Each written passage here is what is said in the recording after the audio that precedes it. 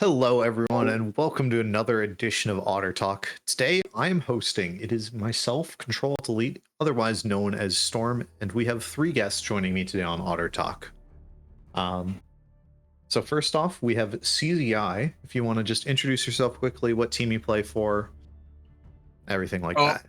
I'm CZ. I play for Elysium. Perfect. And as well, we also have Maj joining us.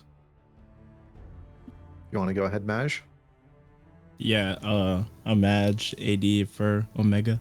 I right click. Perfect. And then last but not least, we have just RJ joining us as well. You want to just briefly go over that? Hello, I'm the resident inter for TSI. All right. So today is the 8th week of Premiere, and it's the start of the upper bracket playoffs. But before we start kind of getting into the bracket breakdown and how everything's going to be working for that and today's matchups, we have another game show to kind of introduce everyone, get to know everyone in our league a little bit better. We're going to be doing a game show today called Be Original. So if we just want to go to this next slide and we can show everybody how it's done. So the basic rules of this is I'm going to say a random League of Legends category, and the objective of our guests is they have to try and say something that fits in the category but does not match the predetermined answer I have. If they're able to do this, they get a point. If they put something that doesn't fit in the category, they have to re-choose the answer. So you can't just be like, if I'm like, name a support champion and somebody puts Gragas, that's not going to fly. And if they get the same thing as me, they are out. But they are able to rejoin the game by guessing the same thing as me again on a later question, and that would give them a point back into the thing. So no one's out just as soon as they get something wrong. There's 15 questions on this, and we have a handy whiteboard that we're going to show so that everybody is like drawing along, so we're able to see everybody going at the same time. Before we start, does anyone have any questions? Gragas is support viable. Just saying. Sure. Yeah, whatever you say, man. I roll Flexer for sure. It's mostly viable when I drink just as much as Gragas.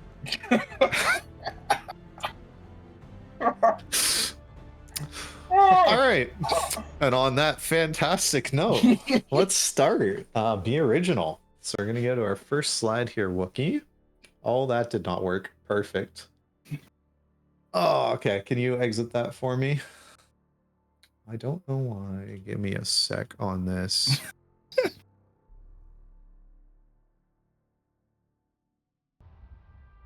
So all of these should just be like adding in on a thing.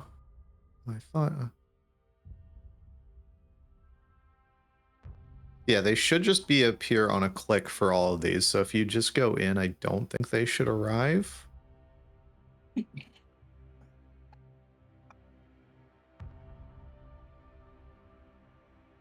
Just double check through the rest of these, but all right.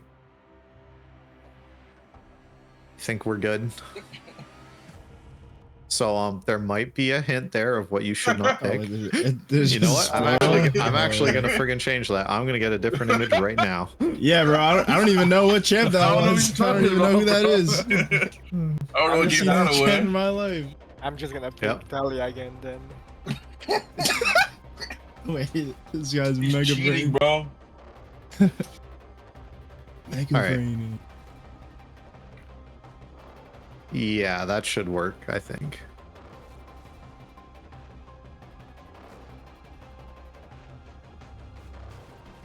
I don't know why this question's so hard for me now all of a sudden. Yeah, I was about to say. So every round, the amount of options available will go down. Oh man, I'm cooked. We're in round one. All right. So first one, and then if we can swap over to this whiteboard. Perfect. So 15 seconds on the clock, everybody. 20 seconds, whatever. Oh, Just a flex champion. Anybody who can flex in between multiple roles. Surely he doesn't pick Talia again, right? Yeah, I said I was going to swap. Surely I wouldn't just fool you like this.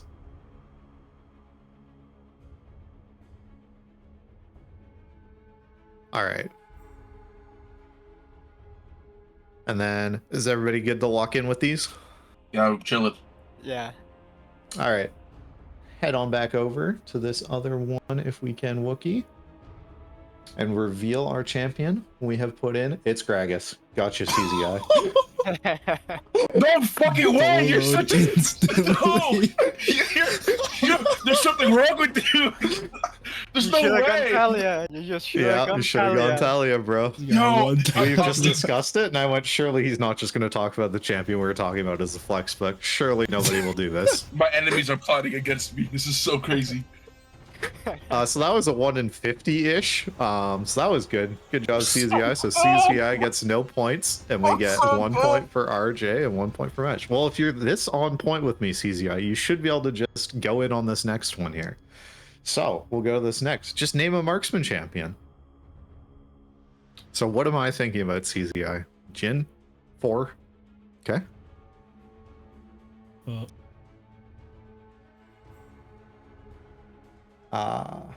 Does Kennen count?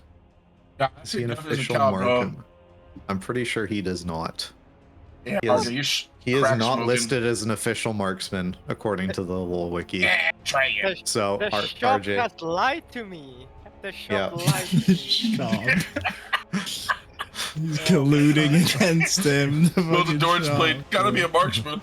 I sort by marksman and he appears. Oh, it's fine. I got. You're picking the most picky ones. yeah, sure, that one counts technically. No way. Yep. Really? All right. Yeah. So we're gonna reveal. We are able to flip on back in 3, 2, 1. It is Draven. Ooh, So- Wild Rift Draven. Yep. As another point for Maj and RJ. CZI stuck on 0. Big ups. Man, my downfalls All right. need to be studied. All right, name a champion that can stun multiple people.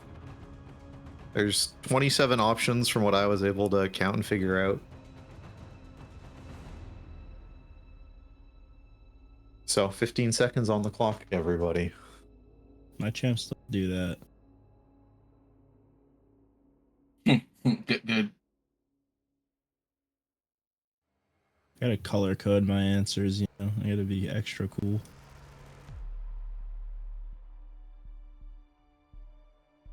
All right.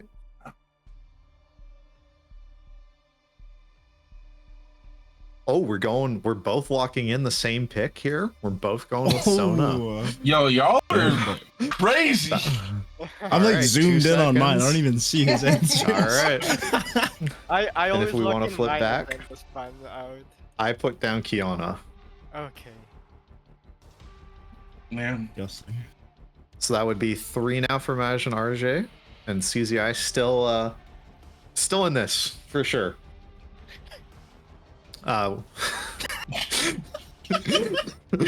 We do have 15 of these, and a couple of them are worth bonus points. So the next one, name a legendary arena tank item. So if you were to buy like a random tank item in arena, this is one of them. So basically, just name me a tank item, like a completed tank item.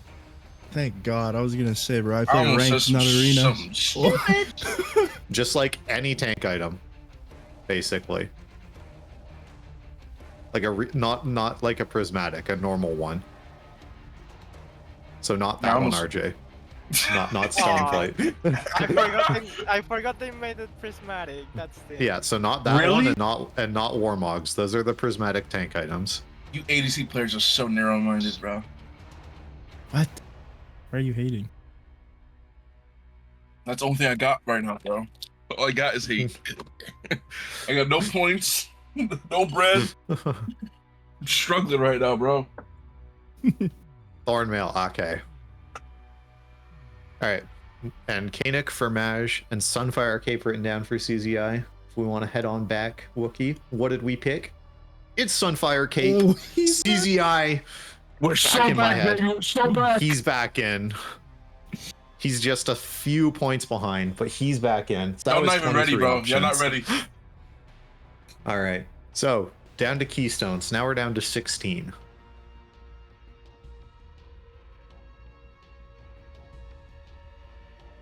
15 seconds up on the clock. What was the question? Keystone. Name Oh, a name one? keystone. Oh, Yeah, keystone. Any keystone. Keystone. Yeah. You gotta be crazy to write this one down. Oh, Hail of forgot what Blades getting written down. I forgot what a keystone was. Okay. All right, and that would be time up, so no one can change their answers. We got Fleet for RJ, Maj written down, Hail of Blades, and CZI on Lethal Tempo. I got a And bad our feeling. answer was Fleet Footwork. Yes, RJ, unfortunately, is out. And with that, Maj takes the lead. We're so back. We're so back. So CZI just needs to catch up. He just needs RJ to get out. All right, name a champion from the Freljord. Is our next one here, everyone. So RJ, you're trying to get in my head. Who am I picking from the Freljord? I got a 1,000 IQ play right here. Yeah. There's no shot he double dips. There's no way I double dip, right? There's no way he double dips, surely. All right. Come on, Maj. Let's get this in. Oh, This guy. we're following. get him. We're following RJ's lead. Oh, I did All not. right. I told you. I'm like zoomed. I don't even see it. All right. Let's flip back, Wookie. What do we got? Who did I put down? That is Oh! Lissandra. Yes. Yes. So Legendary RJ back in. I'm back. Maj now out. My path to ascension is right here, baby. CZI still in it after that unfortunate start. Oh yeah, come on. But let's go to this next one. Name a retired game mode. He's old. He knows these. Which ones count Yep. as retired? Like the The ones Okay. that have not come back. So like Doombots would Like- not count. But like any of the other ones. you're a knower if you said this. Come on now. It's honestly your bad if you didn't pick this. Does this count? Or do I have to fish for Yeah, something else? Is mine good? If you Yeah, if you yours, do ball, yours you know there's counts. ball knowers. What? I don't remember Ultimate Spellbook being a game mode here. Let me pull this up. Of my Oh, answer. that- Thank you. You That- get, that like, bodes an well alt for as your me. summoner. That bodes well It is for me. not on my list. Oh, really? That stinks. Yeah. It is It's not out of retired nowhere. officially. It's still technically in Oh, it's rotation. a rotation. Oh. Yeah, that one's in Oh, rotation, so that okay. one does not count.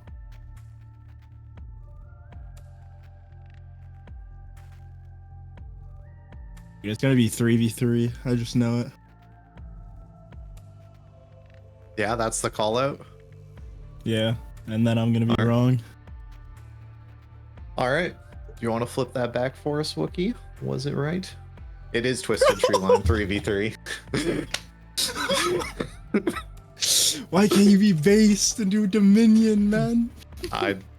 So that's another point there for CZI. I believe. So sorry. Who is out right now between the two of you? Imagine RJ. Not me. I think RJ's back in, right? I guess Lissandra, yeah. Yeah. You got back in, and Maj is still out. You can take I him out do if you not- want, bro. I ain't complaining. Yeah, I did love Dominion, but not what I was looking Not for enough. there, man. Yeah. I think Twisted Don't Tree say Line that would be fun to have back in. Fire away. Okay, name a region in League. It's like a lore region.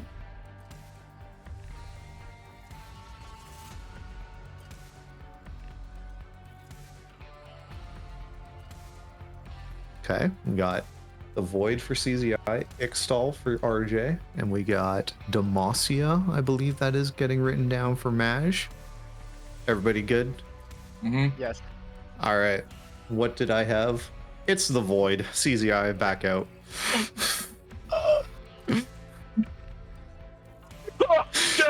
Bro. It's the creative. Yeah. Come on, man. Yeah, I'm sorry. We're just on the same wavelength, dude. It's this old man in us. All right. Name a world song is our next category.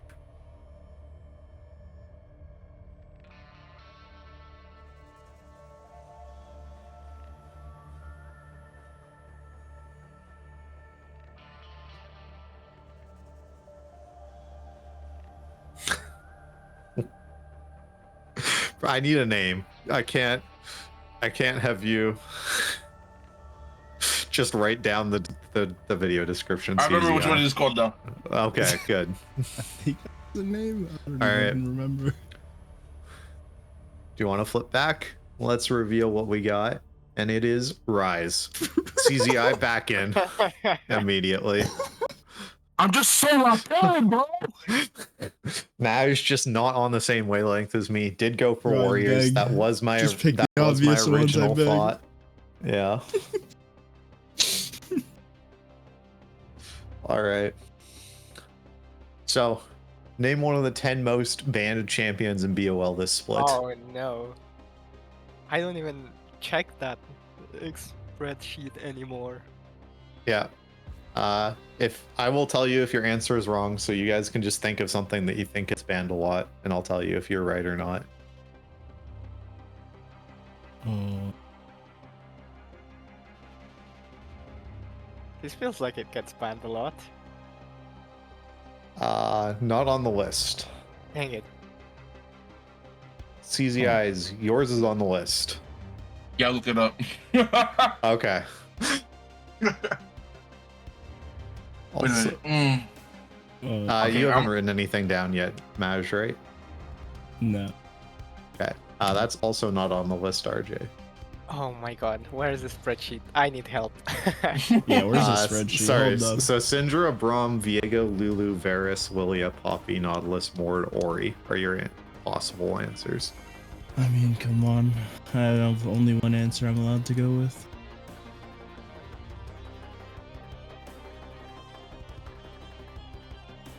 All right. That's a fantastic GIF from CZI. If we want to reveal that, it was Varus. He's Nice. back. Nice. Or sorry, RJ Yeah, is sorry, yeah, RJ is out, right? Or no, yeah, I yeah, guess Syndra. yeah, Maj is back. CZI is also safe. Everybody's back in. Yes, what I'm sir. wanting to say. Yep. All right. Name a league multi-world champion. So someone who has multiple worlds titles.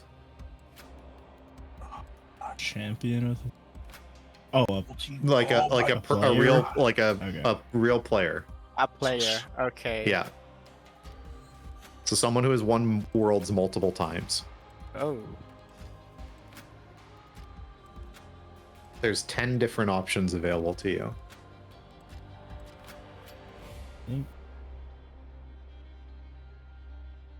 Should I go back? Is this on your list? Oh, he won it once. No. Like, Yeah, he he was a is, sub he is two. in He one. is two. He is two. Oh, Technically, yeah. that's Even though he was a sub, he did play The when bench. they won. The bench Yeah. ship. Elite pool. Yeah. Come on, bro. You can't have said this guy. Is this on the pool or am I tripping? Yeah, that one's available as well. Yes. Is this? Hold on. Yeah, This you one? got it. Yep, he's up there as well. Alright, Everybody's I'm gonna go with good. that. That one's the elite poll too. If you got this Yeah. one, we're gonna have a fight. All right, reveal. God Obviously, a pick bless. faker. Okay. Yeah, just trying to see if anybody, just trying to help everybody get back in if anybody was out. Well, I don't think RJ needs it. I think we need to get him out. Please. Yeah, No. I'm chilling. I'm chilling. yeah. I like it in here. So, if we want to go to our next one here, Wookie. So, last 4 questions are double Oh points. no. We are in the Big Mac McValue stage.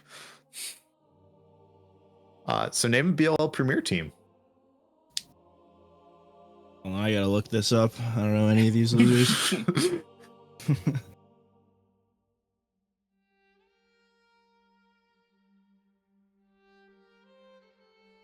Come on, CCI. You just can write down your own team. It's easy. See, that's what you want. I know what you want. I got to go quit the crowd once. If I go out with my team, at least it'll be because of my team. If he picks Alright. this one, he's just picking for fun at this point. All right. Do I auto He's laughing 'cause he reveal? did. No, it's Omega. This is targeted. Actually targeted hate. Yep. Come on, man. That's how RJ to get you, man. That's how to get you. Yep. All right. So we had 2 left. Ultimate skin.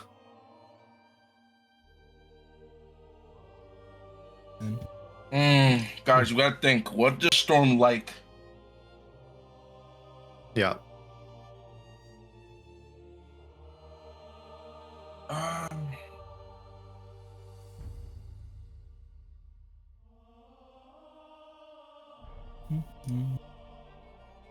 think. How much effort does he want to put in to like typing these things out, bro? Well, I didn't type that in. I just ripped Oh, pictures you got the from the picture. internet. He's have to put any Yeah. effort into it, bro. All right. All right, everybody good? Yeah.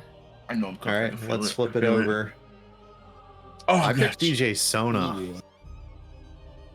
I forgot that was a legendary. I mean, ultimate. Yeah. So Maj still out.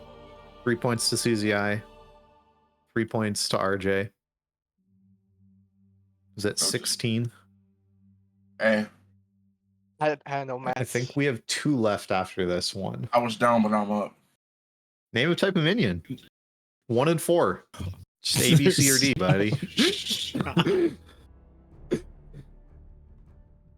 Man. If I wanted to game the system, I should just pick whatever CCI is picking, and we both just crash Yeah. out. But I'm gonna still honor it, and I'm just gonna think what you wouldn't pick.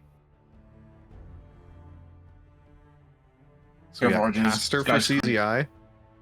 Oh All crap! cast. No, no, no. Many E's. I gotta swap them. All right. Super for Arj. And Maj going with the melee minions. I got a bad feeling.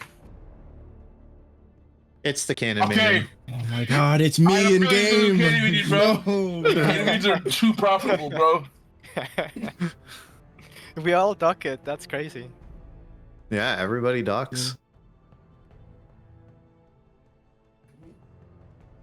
And then we have, I think, one last one. Basic trinket. Oh man, walk the line right here. So you two can tie it technically. If you guys select different ones, CZR and RJ.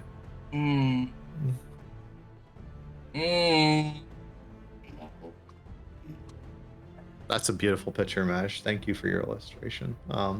Yeah, I mean, I gotta do something, you know. I'm not winning, so. Yeah. Is that a blue ward? Is like Farsight alteration? Okay. It is. Nice. Yellow ward. CZI going with the blue trinket as well. First thought, I gotta go with what God tells me to go Yeah. with. And I decided to go with the sweeper lens. All right. I So, would have cooked if I tried to be different. RJ, I'm pretty sure, is our winner here. CZI close second, very close behind. Maj, unfortunately.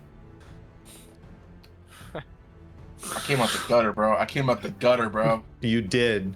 That was quite the comeback story Come on now. that. Come on now, bro. They don't make them like they used to. Yeah. But yeah, I think that's it for that one. Thanks guys for playing on that. And I think we're just gonna hop right into the kind of meat and bones of this, kind of go over the upper and lower bracket and everything like that of what's happening this week. So for everyone that doesn't know, this week that we are playing in our upper bracket is just a best of 3, which is why we have best of 3s for our predictions. So today, first off, we have Team Solo Invade, the number 1 seed in the regular season, taking on the Spire, the 4th seed. Somehow. And then tomorrow we have Dorado Gaming taking on Elysium. Elysium are the 2nd seed heading into playoffs here, and Dorado is 3rd seed. So we can see that there. So TSI and the Spire, the loser of that series, will be playing the Monkeys down in the bottom half of the bracket there next week. And those will be best of 5s starting next week for every playoff match moving forward. Whereas Elysium versus Dorado, the loser of that will be playing Omega in the losers bracket. So yeah, coming in, got TSI coming off a pretty big high. They defeated Omega with the undefeated Jae Young on that roster. With MBK coming back in, you as well, RJ. I think also safe to say you guys had a pretty fantastic series. Playing against the Spire team that I think it's fair to say that they have been struggling for the past several weeks. They were undefeated for a while and then just had a fall back from grace. They did defeat you guys, interestingly enough, before they kind of fell off that cliff there. But I think we all have 2-0s coming into this. I'm just going to start with you, RJ. Why do you have this one as a 2-0? I would say it has mainly to do with roster consistency. It feels like we're not like swapping in pieces every week now. We're gonna run the same roster back for the first time since like week 1, week 2. No, even week 2 we had a different mid laner. So yeah, this will be the first time we have the same roster back-to-back weeks. So I think that bodes well for our synergy. Nice. CZI, you got something on this one? Why is it a 2-0? How come they're not going to get a game? Originally I had them getting 1 game because I thought it was a BO5, and then when Storm told me like, "Yo, it's actually not," I was like, "Okay, well, then they have no chance." Because I would think maybe they get a cheese game in because of like fearless and whatnot, but if it's they're not gonna get that far in a best of 3. It's cooked. Okay, so like, there's picks you think that like the Spire brings out in Fearless that just means they can steal a game. Like you think they're bringing out like that Vayne or something, or what is it? I mean, yeah, but like you said, your content, like they do rely on Poop Shock way too much. Like I don't know what happened with them. I thought they lost to Elysium and then they just started like rolling down the hill. So I don't know if they're gonna stop it now or they're just gonna keep rolling. So we'll see. Maj, you have any different thoughts on this matchup heading into this week? Yeah, slightly different. So CZI said he thought it was a best of 5. I actually thought the same thing. However, instead of saying they get 1 game, I said it was going to be a 3-0. So a little bit different, but since it's only a best of 3, it's 2-0. The Spire's on like a crazy downhill, and like, I mean, I just watched them lose to literal monkeys, so I feel like that speaks for itself. Yeah, that was a rough one to cast, to be honest. But gotta say that Riven mid was popping off for the literal monkeys there. Shout out to Korra. Korra went crazy. Yeah. But our next series, we do have a bit more of contention on this. So I and Maj both have Dorado actually taking this over Elysium. Don't worry, Suzy, you get to speak next about this. I think Dorado's a bit of a dark horse coming into playoffs. I feel like that team's basically completely different than the team that started the year, and it's kind of that Dorado special of, all right, we're at playoffs, time to sweep out all these people and bring in the super subs. So I think this Dorado team's got a shot at making a deep playoff run. I'm curious to know why you think it's just a clean 2-0 CZI. I mean, I just looked. He just swapped the roster on again. Like I literally just looked at like roster changes. I was curious like who they played, but yeah, they're doing like the Dorado thing. Like I said, I think Jake is obviously a big improvement what they had, but I still just think like what our roster have been playing together for a while. I mean, we should be okay. I don't think we got to read too much into the we'll show them all effect. Yeah. Okay. I think there's a bit of it in that coming in. I It's think always Pelly gonna be a was bit of it, also. but now they got Sunrise support. Like, let's be Yeah. I don't know. Pelly's also in the jungle. He definitely has that effect. I feel was playing, very much towards like Poppy and just trying to like go off on people. So real. I think Yeah, that that's series is opposing. definitely really going to be interesting. Unfortunately, that is tomorrow, so I will not be around to cast it. But we do have Chong on the cast tomorrow, I believe. So that should be a great series to watch tomorrow. But today is just this one best of 3 of TSI taking on the Spire. As far as like the rest of the playoffs are concerned, do you guys have any like big predictions or anything like that? Or do you think it's going to be like a pretty clear front runners that somebody from this top 4, like half of our brackets, just going to be meeting up in the finals? Want to just slide that over to the next one, Wookie, so we can kind of have like a better idea of the overall playoff picture. I think realistically, it's like, you know, realistically it should be the top two teams meeting each other, but with how this league has been and how chaotic and uncertain everything's been, I would not rule anything out, to be honest. Other than, Yeah. you know, Spire losing. That's gonna happen. But everything else, like, you don't know. Yeah, so sorry, and by those top two teams, you mean Elysium versus, so you guys versus TSI, correct? Yes.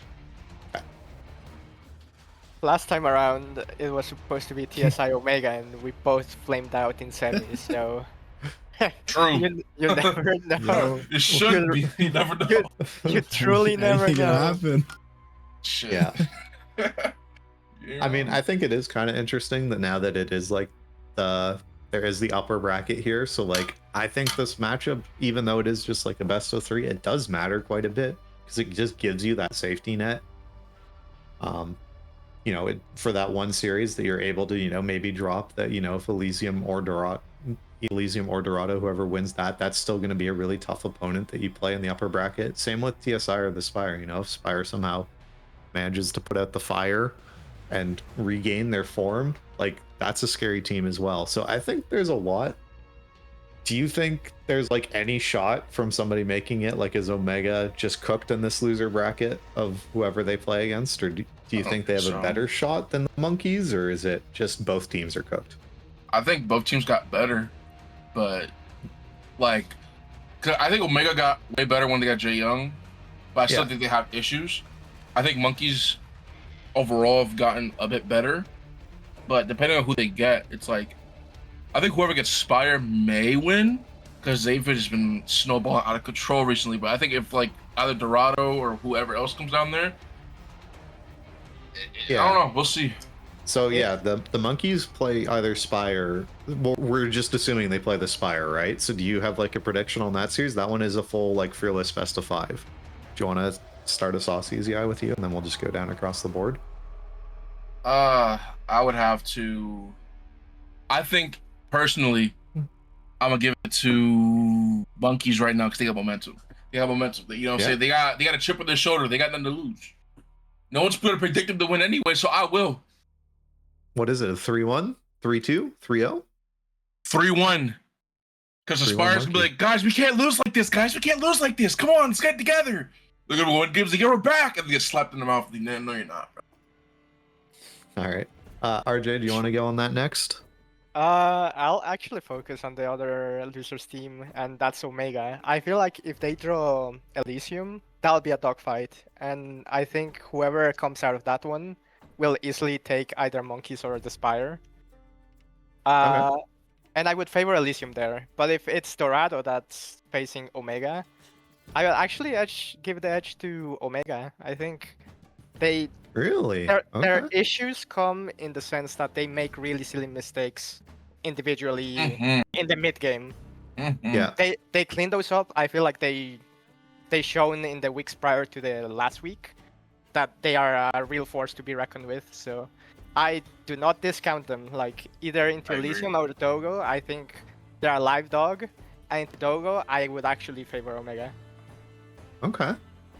That's interesting. Do you have an overall prediction of? I'm just on that train, and I feel a lot of us are on the Spire versus Monkey. Do you think that one's just a pretty clean win for Monkeys or Spire, or who do you got on that side as well? Oof, that's rough.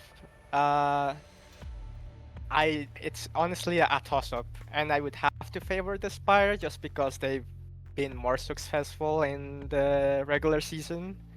That doesn't mean that literal Monkeys are just drawing dead. I actually think it might go to like a 5-game banger. Okay, cool.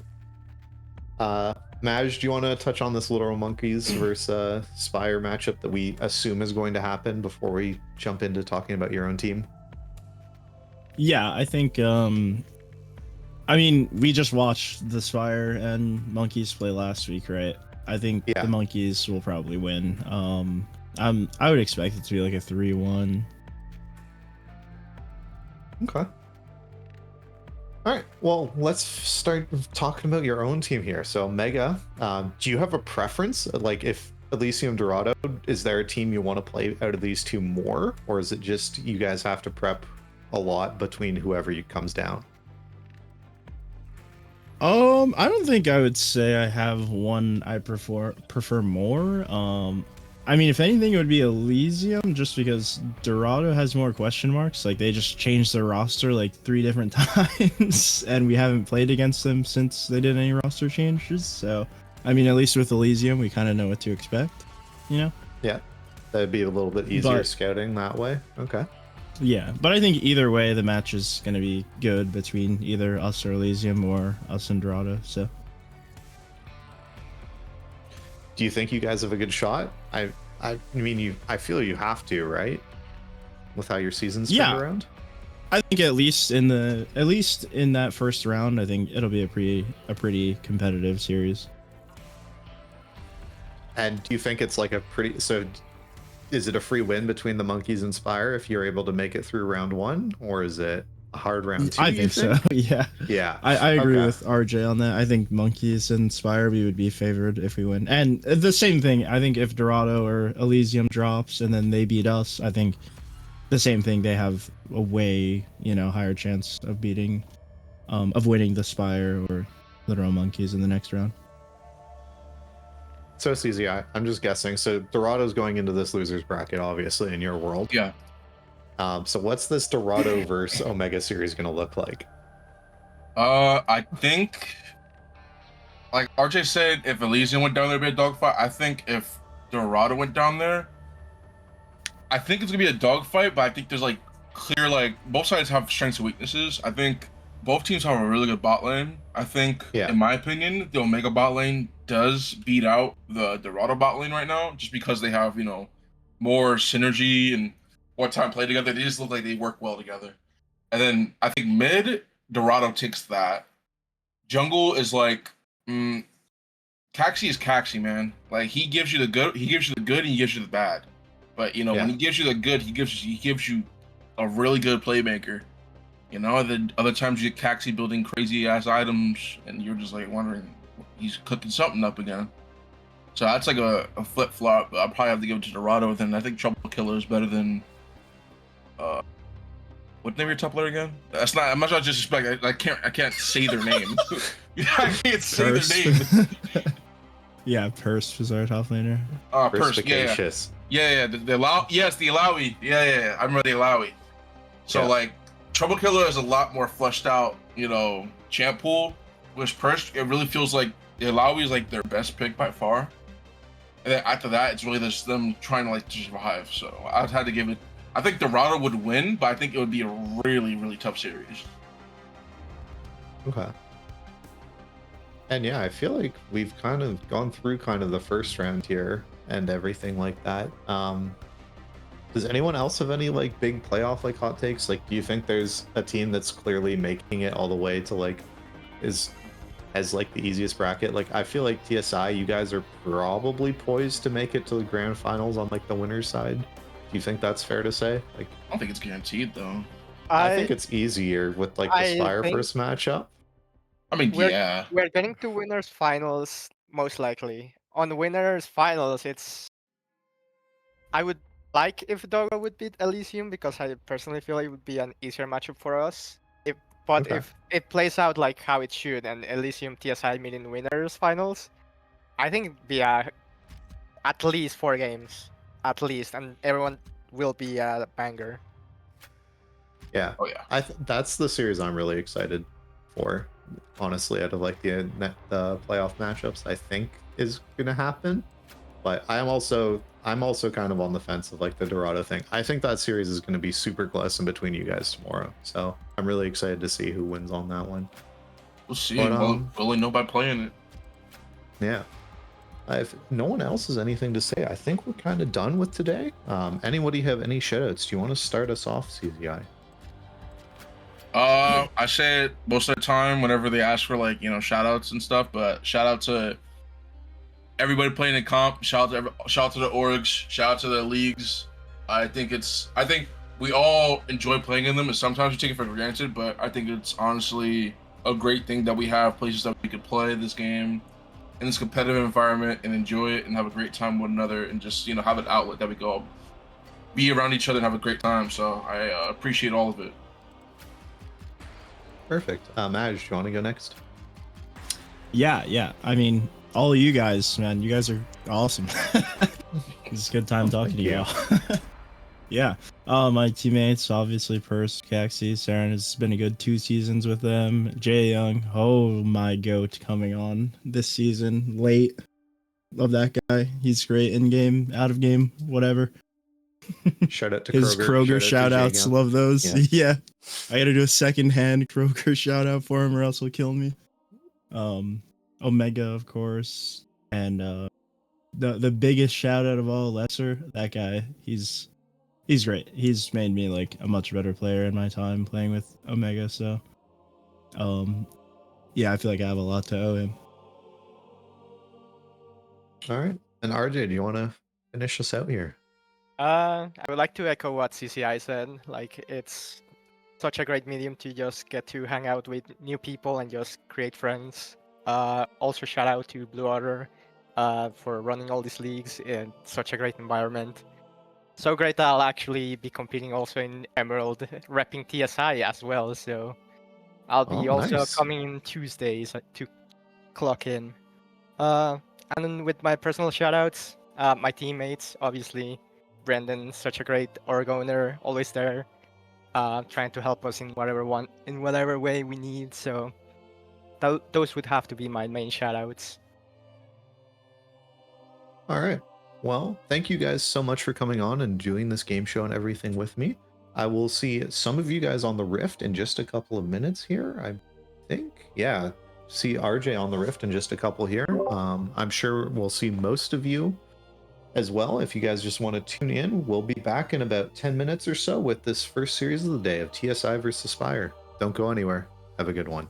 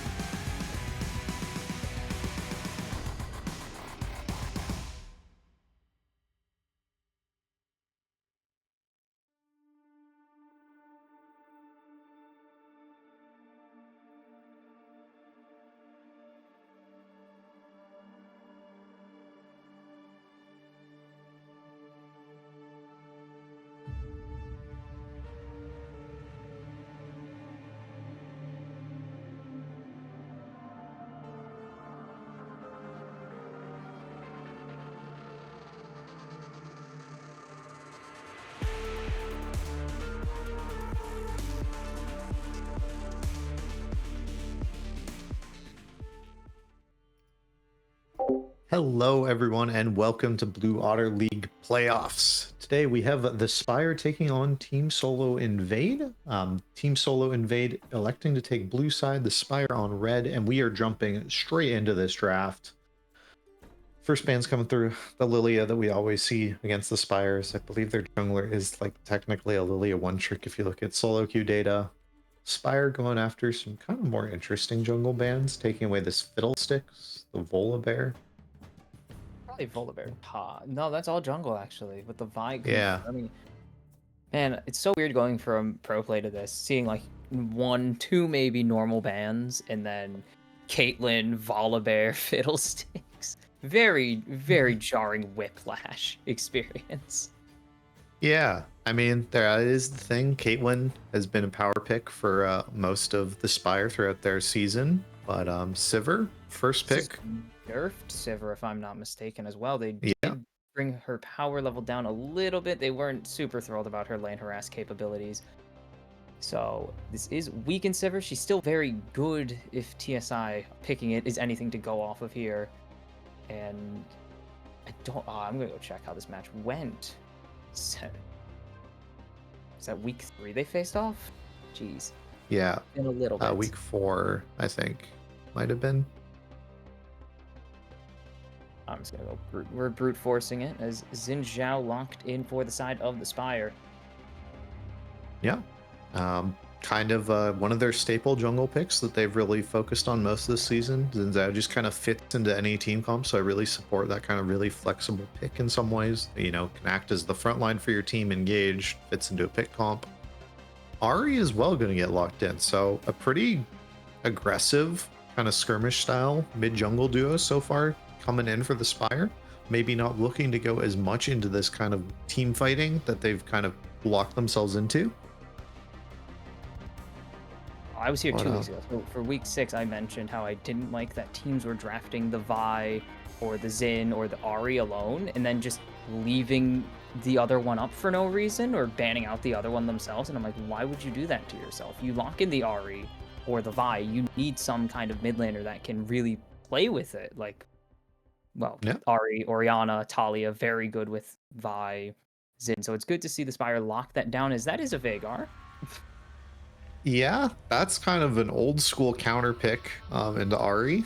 Not really sure how it's going to work out in this situation here, but that's a lot of scaling power locked in here for TSI. So I'm hoping we're going to get some more proactiveness from this jungle pick, maybe something that can be self-sufficient. We're going to go for the Wukong.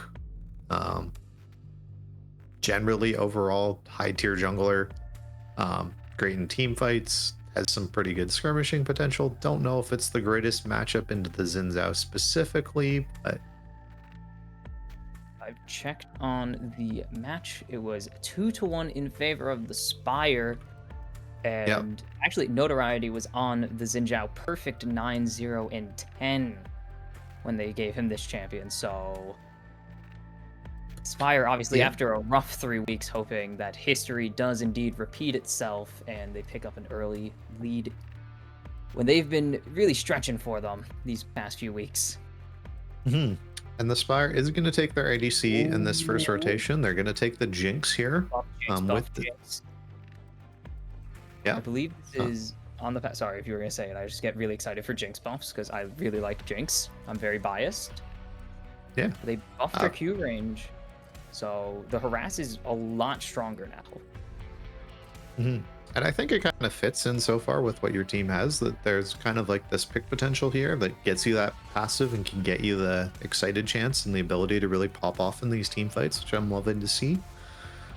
Looks like supports are going to be the ban focus in this round too. The Spire going after Rel.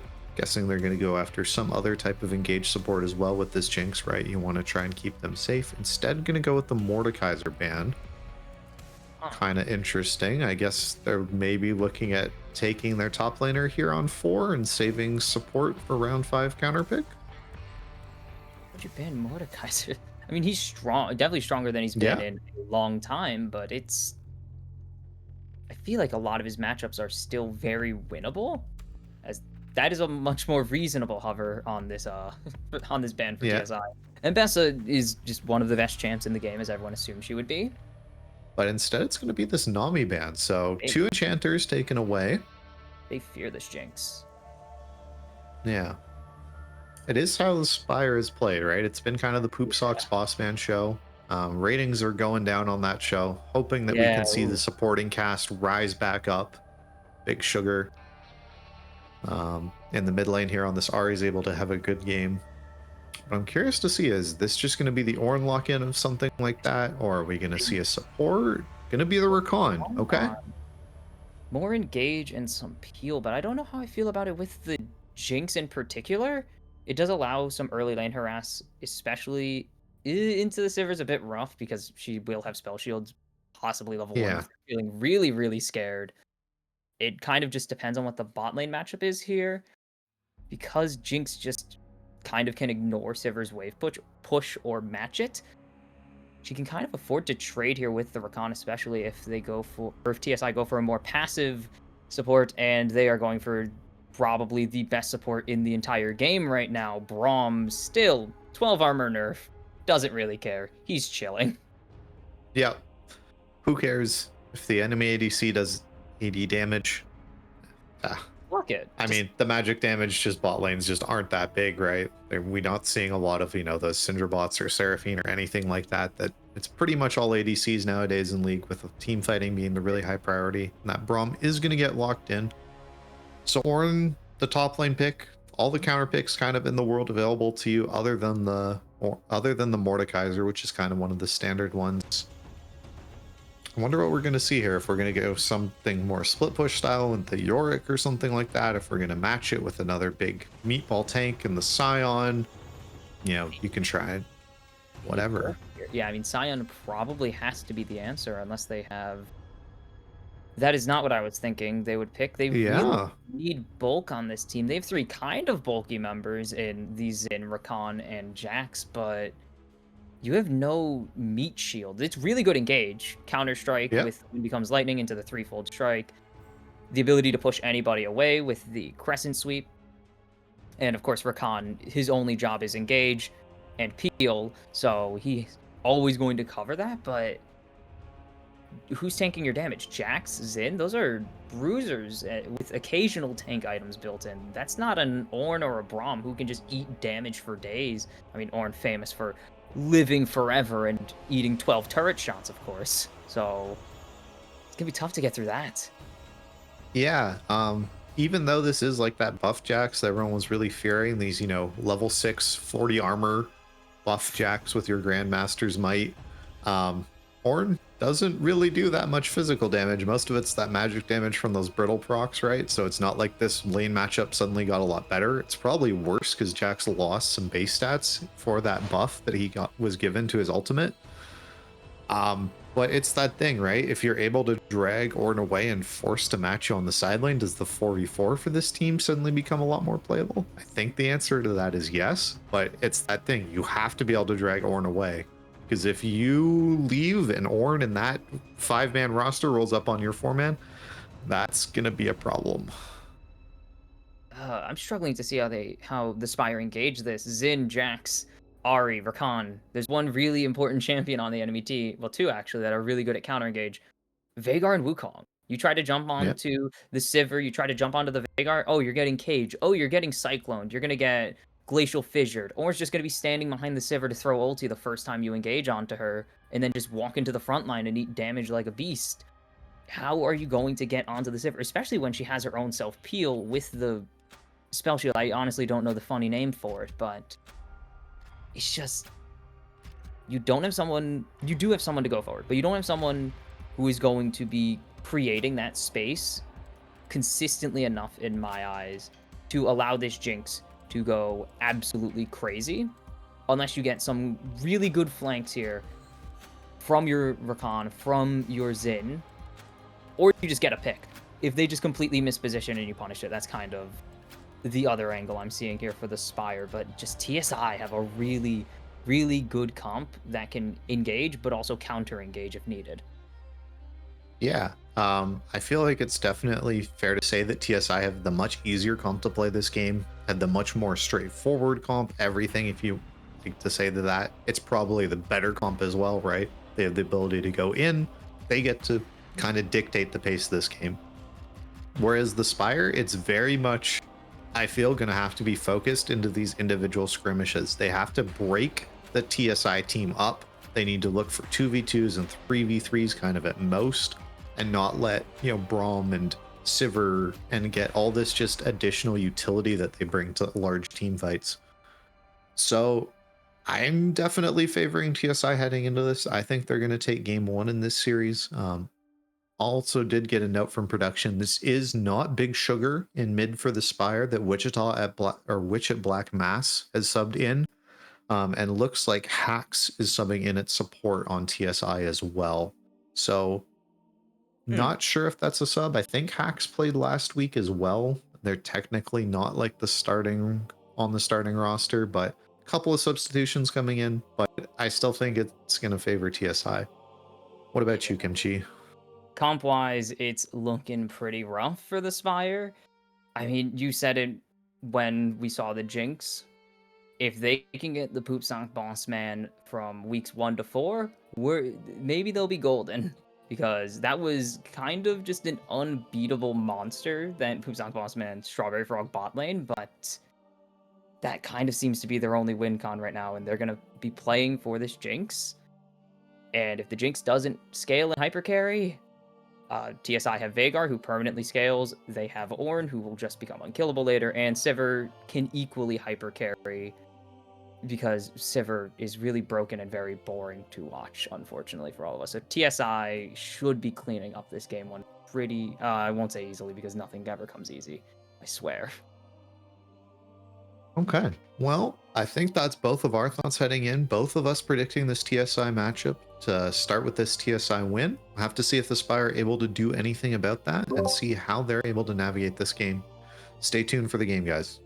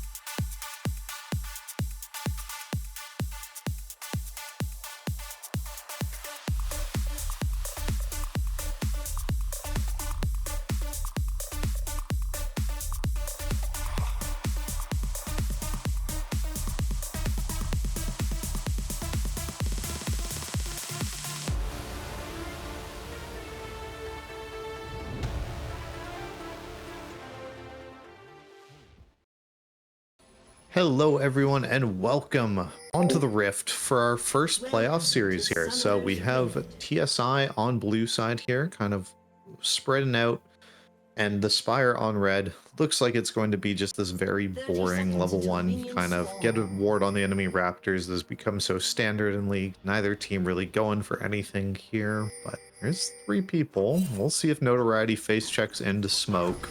No, just dancing. No, we've ruined it. Ruining the piece. Hax is indeed a hack fraud, as confirmed there. That was a Yeah, friendly I hope little Hax dies for first blood now. I hope Hax gets first blooded, even though he's Braum. He probably will die for his teammates' success. That is the life of support.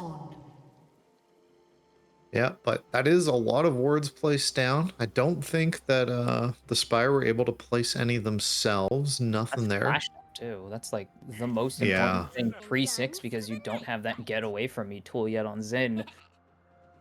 It shouldn't be super critical unless Notoriety just really messes up and gets mispositioned against a Wukong he can run from, or just most boneheaded dive or gank attempt ever, but you never know. Yeah. Also interesting to note here, this is Hail of Blades in Zhao. So much more aggressive kind of style on that compared to the normal Conqueror or something that gives you that little bit of sustain sometimes in team fights. So it looks like they're farming for fast Q procs and or kick potential or burst damage potential instead of usually, yeah, what you mentioned, that extra healing in team fights. Xin fights go for very long as there's the level 2 advantage coming in for the side of the Spire, and that is just how good this bot lane has been. Yeah. They've been off for a little bit, but they always have been really strong at landing, and Hax might get first blooded.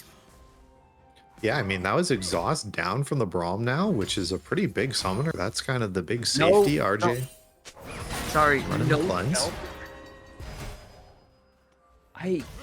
Braum in this day and age, it just got nerfed, but even that, Braum not running Spellbook is illegal.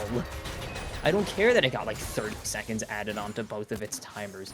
It's the best keystone for supports in the entire game, and you can see that Frog is even running it, when Guardian has historically been the best keystone as well for the Rakan.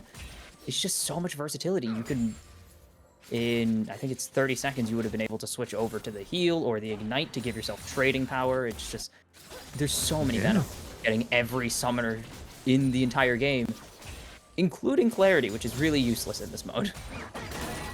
Yeah, always kind of funny to see that as an option, but be interested to see if we're going to get any sort of additional swaps. If we'll see some sort of teleport plays or anything like that for Strawberry, so we'll have to try and keep an eye out on that.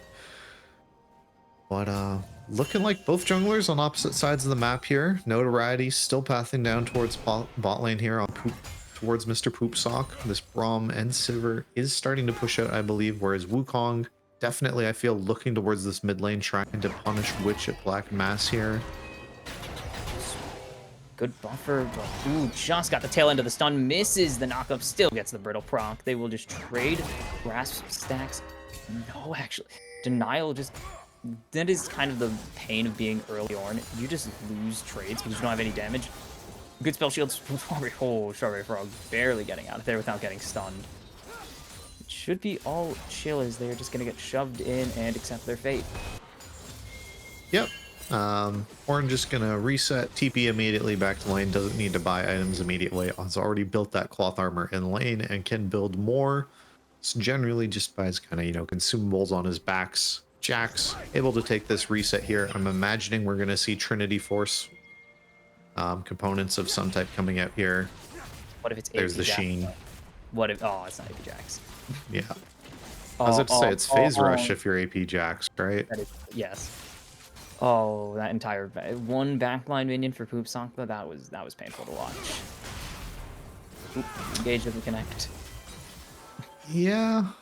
And that early trade in exhaust burn hasn't really resulted in anything. You know, we see that is coming up pretty soon here for Hax. I imagine that's about 30 seconds or so from being back up. It's just going to be a reset here. Looks like maybe for Strawberry. No. Seeing if they can bait something, maybe. Oh, this is just gonna be some stacks for NVK. That's a lot of damage for NVK, but doesn't have the Primordial Burst. Yep. Primordial Burst? Is that his ulti? Primordial Burst. Yeah, Primordial Burst. Sorry, I keep thinking. I don't know. Event Horizon's such a cool name for an ability. I wish it was the ultimate. Yeah. But interesting to see, you know, kind of the Xin just power farming, hasn't really tried to make anything happen yet. Not very normal. Yeah. I mean, Wukong definitely happy with this so far. Yeah, Wukong's like, Ooh, oh, and that's a bad trade. Yeah, that's the power of the Brittle. Ornn's damage, not very good until you start getting Brittle procs, where it just does max % health damage. It's like 10% plus some amount of your maximum HP or whatever. It's crazy. Here comes the Ornn Horn. Choo-choo. Brittle proc for first blood. Smoke with the solo bolo up in the top lane, punishing the level discrepancy. Onto Denial Hurts. Yeah, and that's pretty rough. I mean, this was the counter pick that you wanted. You weren't. Oh, minus We're not one gonna talk about it. in We're not the gonna talk about it. chats. Everyone get your -1 top though. Yeah. But just not having 6 there just means you don't have access to that 3-hit Grandmaster's Bright proc and everything that big power Spectre Jax there was just missing. So wonder how this lane's gonna keep continuing. Definitely don't want to see Ornn pushing you in as Jax. This is the Sunfire Cape getting built by this Ornn here, so is it gonna have that push priority for a while, I imagine here. Let's see. Drake just gonna be started. Hits the charm. Notoriety When has becomes lightning. lightning flash out, and there's the Cyclone onto 2. Hax is coming up as RJ getting jumped on. Notoriety misses the flash over the wall though, and this is going to be second blood. There's the Primordial Burst, and Witch of Black Mask just doesn't have the damage quite yet, as there's still a skirmish going on in this bot lane. They cancel the grand entrance for Strawberry Farong, forcing out the flash. Now RJ with the concussive blow stack so strong with the increased attack speed that comes from Sivir's W. Small little trades up in the top lane, but it's a 1-for-0, and they don't even take the dragon. This was, you know what that means? We go again. Drake fight isn't over till the Drake is dead. Yep. Team's gearing back up for this. That is Poopsock now missing both of his sums, which is pretty big. RJ able to hold on to their flash. This did not flash. What? No. Huh? I mean, I guess. Wasn't quite confident enough on it. I mean, I think they know Oh, that that Smoke should- has flash, but good flash out of there from Smoke. But you could just flash for flash there. But now Denial should actually be able to escape. Yeah, no Cyclone here with flash available and a ward for Leap Strike. Yeah, there's just no chance. Karn just making sure Smoke doesn't get smoked up in topside on a dive. Yep, and we see RJ here rotating up for these grubs. Poopsock instead just going to take this. They're going to say, that's fine with us. We'll take this early dragon instead. Try to pump it all you might. Oof. Grubs Drake trade still exists. Try it. Yeah. You're balancing like it. this. This is a pretty good trade for both teams, to be honest. As Sivir, you almost always want these grubs, right?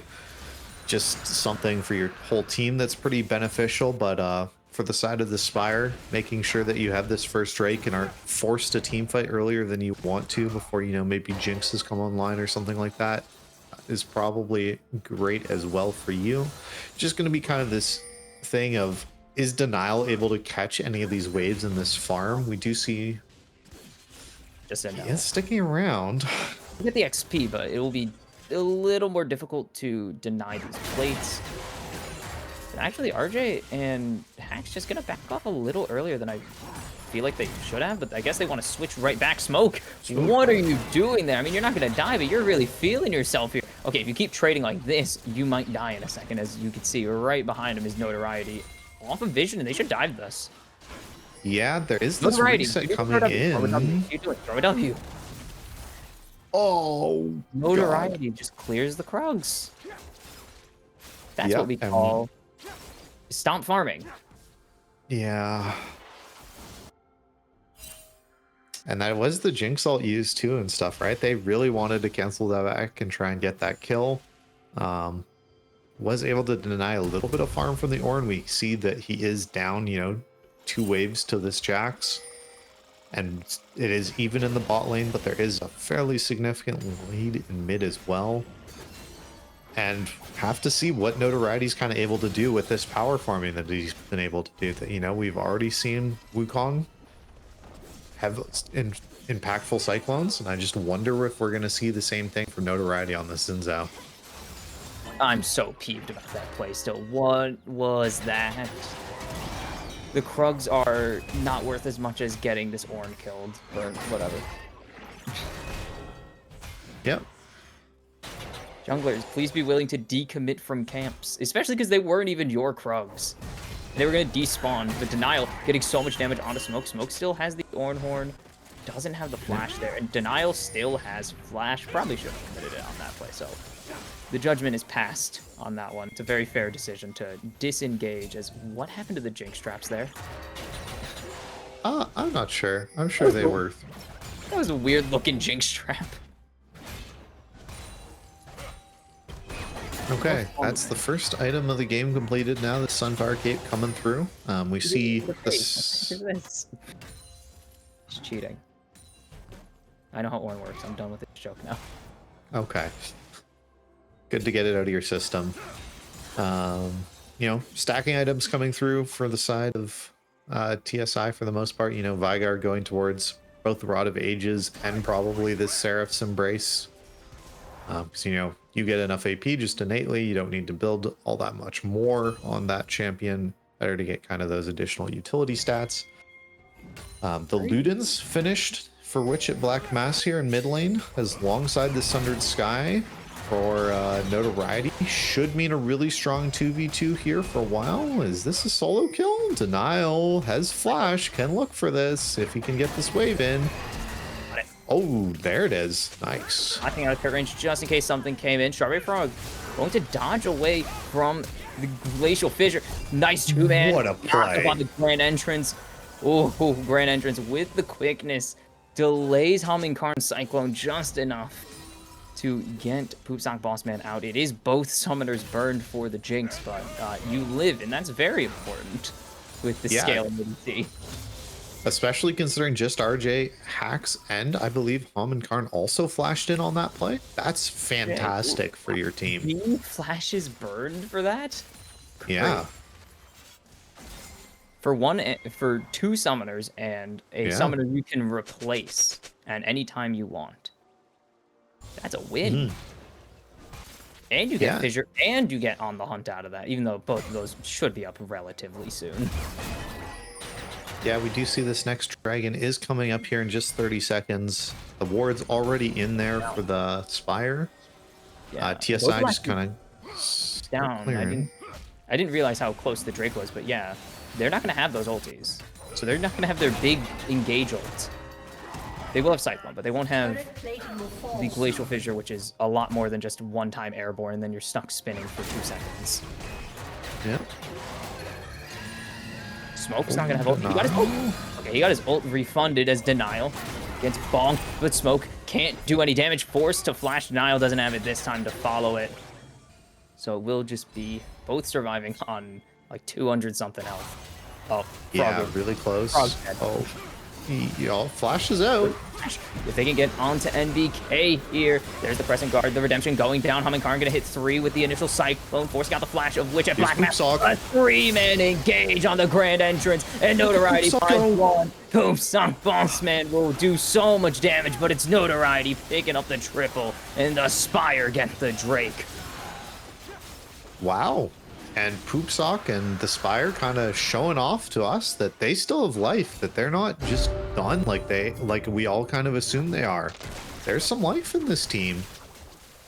And that should be first turret as well, I believe, for them, right? Potentially Poopsock stopped tanking turret, oh my goodness. But I mean, we know this team had it in them. They started 4-0. It's been a rough 3 weeks, but they still were the best team in the league for 4 weeks running, and they've cooled down, but they're finally showing that maybe those last 3 weeks, they fixed the issues. And I mean, this is one heck of a way to do it. To take down the #1 team in the league would be something. Yeah. Great start to this game.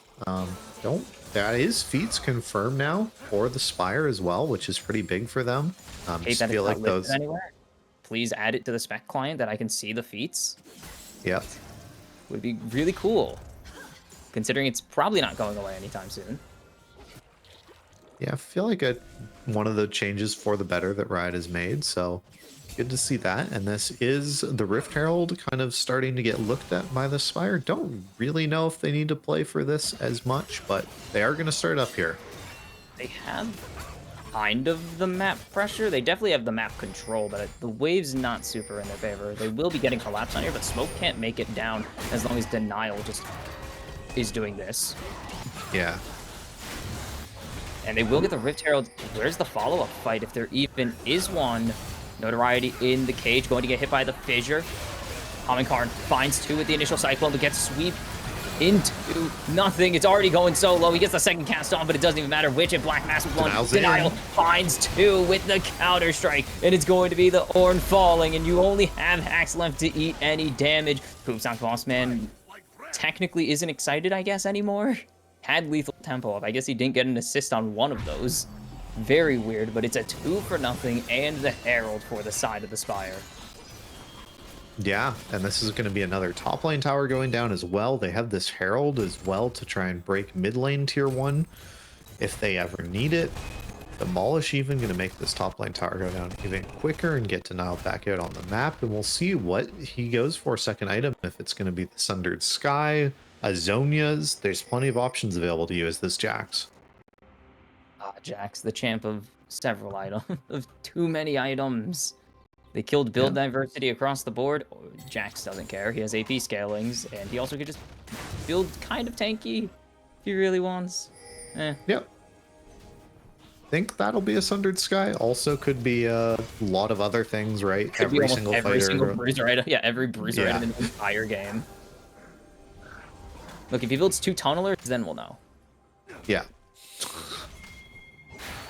I don't know how I feel about this Ari build. I was going to mention it earlier, but I just don't know how I feel about Luden's Ari.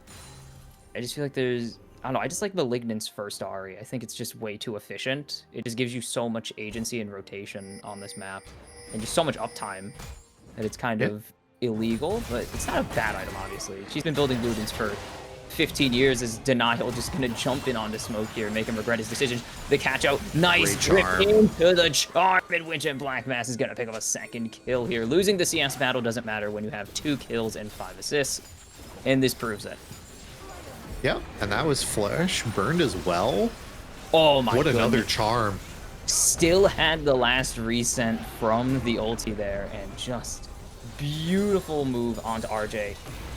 That's the benefit of actually RE charm or ult charming instead of just going for a flash charm, is it actually burns Sivir's spell shield before it blocks the charm. So if you time it right, it's just undodgeable. Great call out to see. And you know, this is 45 seconds till this next dragon spawns. We're able to get our full reset off for our team here. Okay, Notoriety got stopped. Is he dead? Should be fine. Has a teleport coming in and has the ulti still available. Gonna jump in onto RJ. I don't think that was the right call, but will get 2 away with the Crescent Guard. So, burning the ulti, but should be fine. Probably fine. Yeah. Anyway, 15 seconds now on Dragon. Probably gonna have to stick around. Can't reset now. Able to clear out all of this vision thanks to all these upgraded plants on the map, as we are on a Chemtech Dragon this game. And this is looking like a pretty dominant showcase so far by the Spire. Yeah, this is not the team of the last 3 weeks. No clue where they have been, but they finally returned to the Rift, it seems, and they were not happy with how their performance has gone, clearly. Yeah, fantastic to see this team being back in form, maybe. I don't know if it's too early to call them out. Yeah, but great to see Denial kind of playing a counter pick in top lane, being given this chance to not just be on tank duty. They've looked really good in the 1v1 so far. Hopefully they're just able to continue drawing this pressure.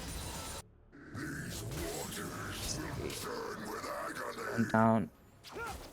CSing is a little rough this game, so the items are coming in pretty slow for most of these players. As Denial, there's an angle to actually get out of here, and the Smoke just gave it to them with really bad positioning. They will call in the Forge God himself. I'll Still just walking away. And they finally cancel the Leaf Strike, and he's able to flash the big wall too, so they can't follow him. Smoke had flash, but I don't... NBK had ulted. He's in bot lane, sorry. My bad. I just assumed it was a 5-man collapse. But yeah, besides Smoke, who good luck killing someone with Ornn's auto attacks, they really didn't have NBK there, so they didn't have the chase potential. That's just how insanely strong Jax is. I mean, they just buffed the armor in Grandmaster's Might, and he uses it to do that. And it looks like this might be this tier 1 tower going down here mid. Just poop sock around to defend it. They should be able to tank this up. It won't be a pretty tank from Almond Karn because Hax was clearing a ward, but they do get out with their lives. There really shouldn't be any chase potential here at all. Already's looking. Notoriety trying to find it. They're only hitting onto the Braum, so it's not going to be that valuable of a kill. Which Black Blast, incredible flash ulti into the Charm. And that is the pickup that they needed. It'll be the tier 2. It'll be the Khan going over to the side of the Spire as well. And this went from, I mean, in predictions, a supposed clean, easy, simple win for the side of TSI, and the Spire just took that and threw it on the ground and shattered it into a million pieces as they are rolling in this game. Yeah, there was some pretty clear predictions. No one predicting a single game win even for the Spire today. They're looking like they got this one pretty firmly in the bag. 3 dragons to none. The bounties are up, which means the game is going that bad for TSI. There's no like big huge item spike coming in soon, right? Vygar's nowhere near death cap. He's just finished his 2 items of the Seraph Roa. So I do like that Rift Herald has a bounty right now. yeah, technically it has a bounty because it just applies it to all objectives. But yeah, as you were saying, these are not small bounties. 700 extra gold for claiming a major objective, as there's the quickness on to 3. They're going to lock down this Vagar as best they can, but the damage really isn't coming through. They just lock down Poopsock Bossman, but now the Ahri's here. Notoriety is here as well. Smoke drags the ulti into his entire team, and Notoriety's going 5-1 and 5 in here. Denial. He still gets the counter-strike through the Event Horizon stun and goes on his own little killing spree as Noto, fishing for another one, wants to go in again. This guy is a psychopath on the Xin, and it is just showing through here. Yeah, Hammond looking for something maybe here on the flank, but I feel like this team is just going to rotate up over towards Jax instead. Just going to counter jungle, get these bot lane camps away from this Wukong. This is a really, I was gonna say, this is an ill-advised angle for Hammond and Karn if he really wanted to go for it, and will not go for it. Very smart ideas. Yeah. Smoke just hitting level 13. That's his first Ornn upgrade finished for himself, but nowhere close to getting any of these big Ornn upgrades available. Probably, I'm assuming, gonna upgrade Wukong maybe next. Maybe it's your Sivir. Does have the IE, so you can upgrade extra crit damage. IE second on, I don't know if IE second is big on Sivir. I'm not a Sivir player, as I mentioned in draft. I don't like this champion, but I was like, I don't know if you go IE, you really need attack speed. So I thought something like the Flicker Blades. Are they Flicker Blades now? Yeah, Flicker Blades. They've changed that item's name, and I've been completely lost after. It's like, usually you want something that allows you to reset their autos. Oh, Witch at Black Mask completely caught up, but they just can't hit anything, and finally able to ult away to safety, and the rest of the Spire coming down. Nile looking for this flank here. It's not really a flank, he's directly in front of him. More like Witch looking for this flank as the Ornhorn comes down. They finally lock down this Jinx, and they will find the shutdown thanks to Smoke. As Strawberry Frog just trying to lock down RJ. There's the flash. There's the follow-up from Denial, but he's not going to be able to do anything. He's getting stunned up, but there's the wraparound from Witch Black Mass on the Ahri. Gets blown up by this Veigar's Primordial Burst. And now they take down the last damage dealer. It is all on Smoke, and Hax is just forced to sit and watch as his Forge God is eliminated from the Rift. And it is going to be Drake's Soul over to the side of the Spire. Yeah, just dogpiling it on Poopsock. They were able to kill this Jinx, but, you know, there is multiple threats for this team, right? It isn't just one guy. Denial, able to carry that fight with his damage. Notoriety as well, able to do a lot. Witch even landing some key charms there, able to finish off just RJ. And that's a pretty huge thing, getting a soul, you know? Chemtech Soul does kind of suck compared to almost every other soul, but it is just another breakpoint on this map that, you know, now it's 6 minutes till Elder spawns. That was, ooh, I'm just gonna comment on the positioning choice from TSI there. I wasn't a big fan of their decision to push away from the Ahri. They didn't need to chase the Ahri, but no one was watching behind once they pushed the Ahri back. I don't know if it was they assumed that Witch was going to reset and teleport back in, but just there was no vision, or there was no Braum or Ornn positioned to check for an Ahri flank. They just kind of let them walk back into the fight with no punishment. And I don't think that's going to flip the fight, but RJ survives 100% there. And there's potential of a contest, at least, if they just watch their backs. And yes, they got the Jinx. It was a really good pick onto the Jinx, but it's a 2-item Jinx that only really will do anything once she gets excited. Ahri's doesn't always a threat. Yeah, no IE even right now on this Poopsock boss man, right? Got that Runon's the utility, just able to output more kind of team-wide bursts, but doesn't have the actual AD to support it yet. Yeah, and now the Baron Dance begins. Baron Dance, everyone's favorite.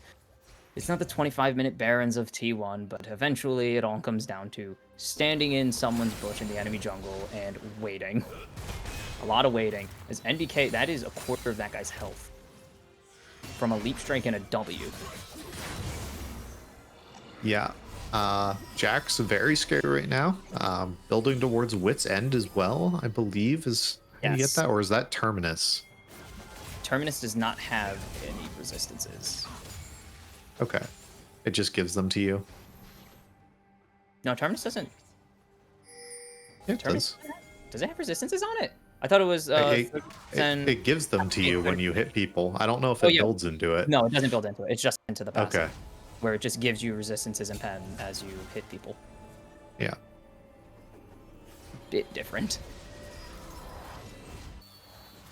That's a GA. Okay, so early GA here, actually. As Denial just continues to bully this poor Yordle. Yeah, I mean, this is kind of the game stalling out, though, right? I mean, this Scuttle Crab was really stalling the Baron start out, but now it's just kind of like, guys, just do this. Like, you need to start hitting this. The thing is, they don't lose if they let this game keep going. Because obviously you're thinking like Veigar should be hyper scaling, and as more ornaments come online, but they're so ahead, it kind of doesn't matter at the moment until we start getting into this 4-item territory, which Veigar is almost at, but as long as Jinx keeps pace with this Sivir right now, and they just never give TSI a clean fight angle, they kind of can stall for a little bit. They should not keep stalling, obviously, because you're asking for Veigar to hit like 300, 400 stacks, and you lose the game off of an insane combo onto one of your carries. That is with the Ornn upgrade just going through on that death cap as well. Can we get a quick check here? Oh, never mind. This is kind of what I was talking about. You don't want this. Yes, that's a good engage, nice charm, but that's onto the Braum, and that's going to mean something. But Braum's just going to throw ulti and leave. Well, is here to continue this. They want, but advantage actually. Spire have positioning advantage. They just got NBK damage and notoriety. Is that burn? No, that isn't a burn. Okay, couldn't tell if it was a burn effect or something. So will survive barely. This is okay. Now the Spire have played themselves into a hole because they're forced to reset here. They should not be. Why is Poopsock positioned here? He's gonna have to flash this ulti perfectly, and he will. But now they're just super out of position as there's the chase and the follow through, and the Spire have overplayed their hand, and it's too little, too late. You could have just flashed out there if you really wanted. Yeah, that's not a good look. So that's Baron now over for TSI. You'd have to think they're gonna start it anyway. They should win it. Ooh. We could ignore that because he still wins this, but that was a bit brutal. Unable to TP back, so there's no extra smite. Yeah, Noto is here at least, so they can contest. Yeah, Baron resets as well. That's a win. They need to win this angle. They get the engage onto 3 right there. Denial. Jackson. But Winch is just going down, but they're going to be able to find RJ. Can they close this out? There goes the Braum, and Denial's in the back line, but it's really the front line at this point. He's got 1, he's got 2, and it's going to be a 4v5 win. Ooh. Will be able to super Mega Blast Cone away to safety, but they still will lose the Baron. They won't have it on the Ahri, but that is a small price to pay for a very important fight win. Yeah, no kidding. I mean, this just now leads as well into this Elder Dragon setup as well, which is spawning in 30 seconds, so you're just all a part of the plan. They meant to stall so they can get the Elder Drake at the same time. Yep, it was all about syncing the buffs up, totally. Right. I'm glad you understand. Yeah, I'm glad we understand the plays of ooh, that could have went really bad. Holy cow. Yeah. But Denial just playing it well, right? Able to land in with that multi-man counter-strike, got a 2 or 3 man stun with that E, fouled it up with the Grandmaster's Might, and just got all those huge resistances stacked up, and then just got to free hit onto the front line. Everyone's so scared for a team with a 4,000 gold lead in any fight until that second. Yeah, and they don't have track on Dragon, but they do have a Jax who's split pushing top with Baron. That's just going to draw smoke back, easy peasy. Now we've seen teams just completely ignore split pushers and lose their entire base. So is that going to be the case? That happened. Yeah, that happened on Sunday, week 6. I don't remember what game it was, but we were casting it. A team just refused to reset, so they just lost the game because they wanted to fight Elder and not send back the Renekton. MBK is here to try and defend against Denial, but I don't know if it's going to work. Denial on him. This is a level 18 Jax. You are not stomping him with your tiny Yordle who pretends to be evil occasionally.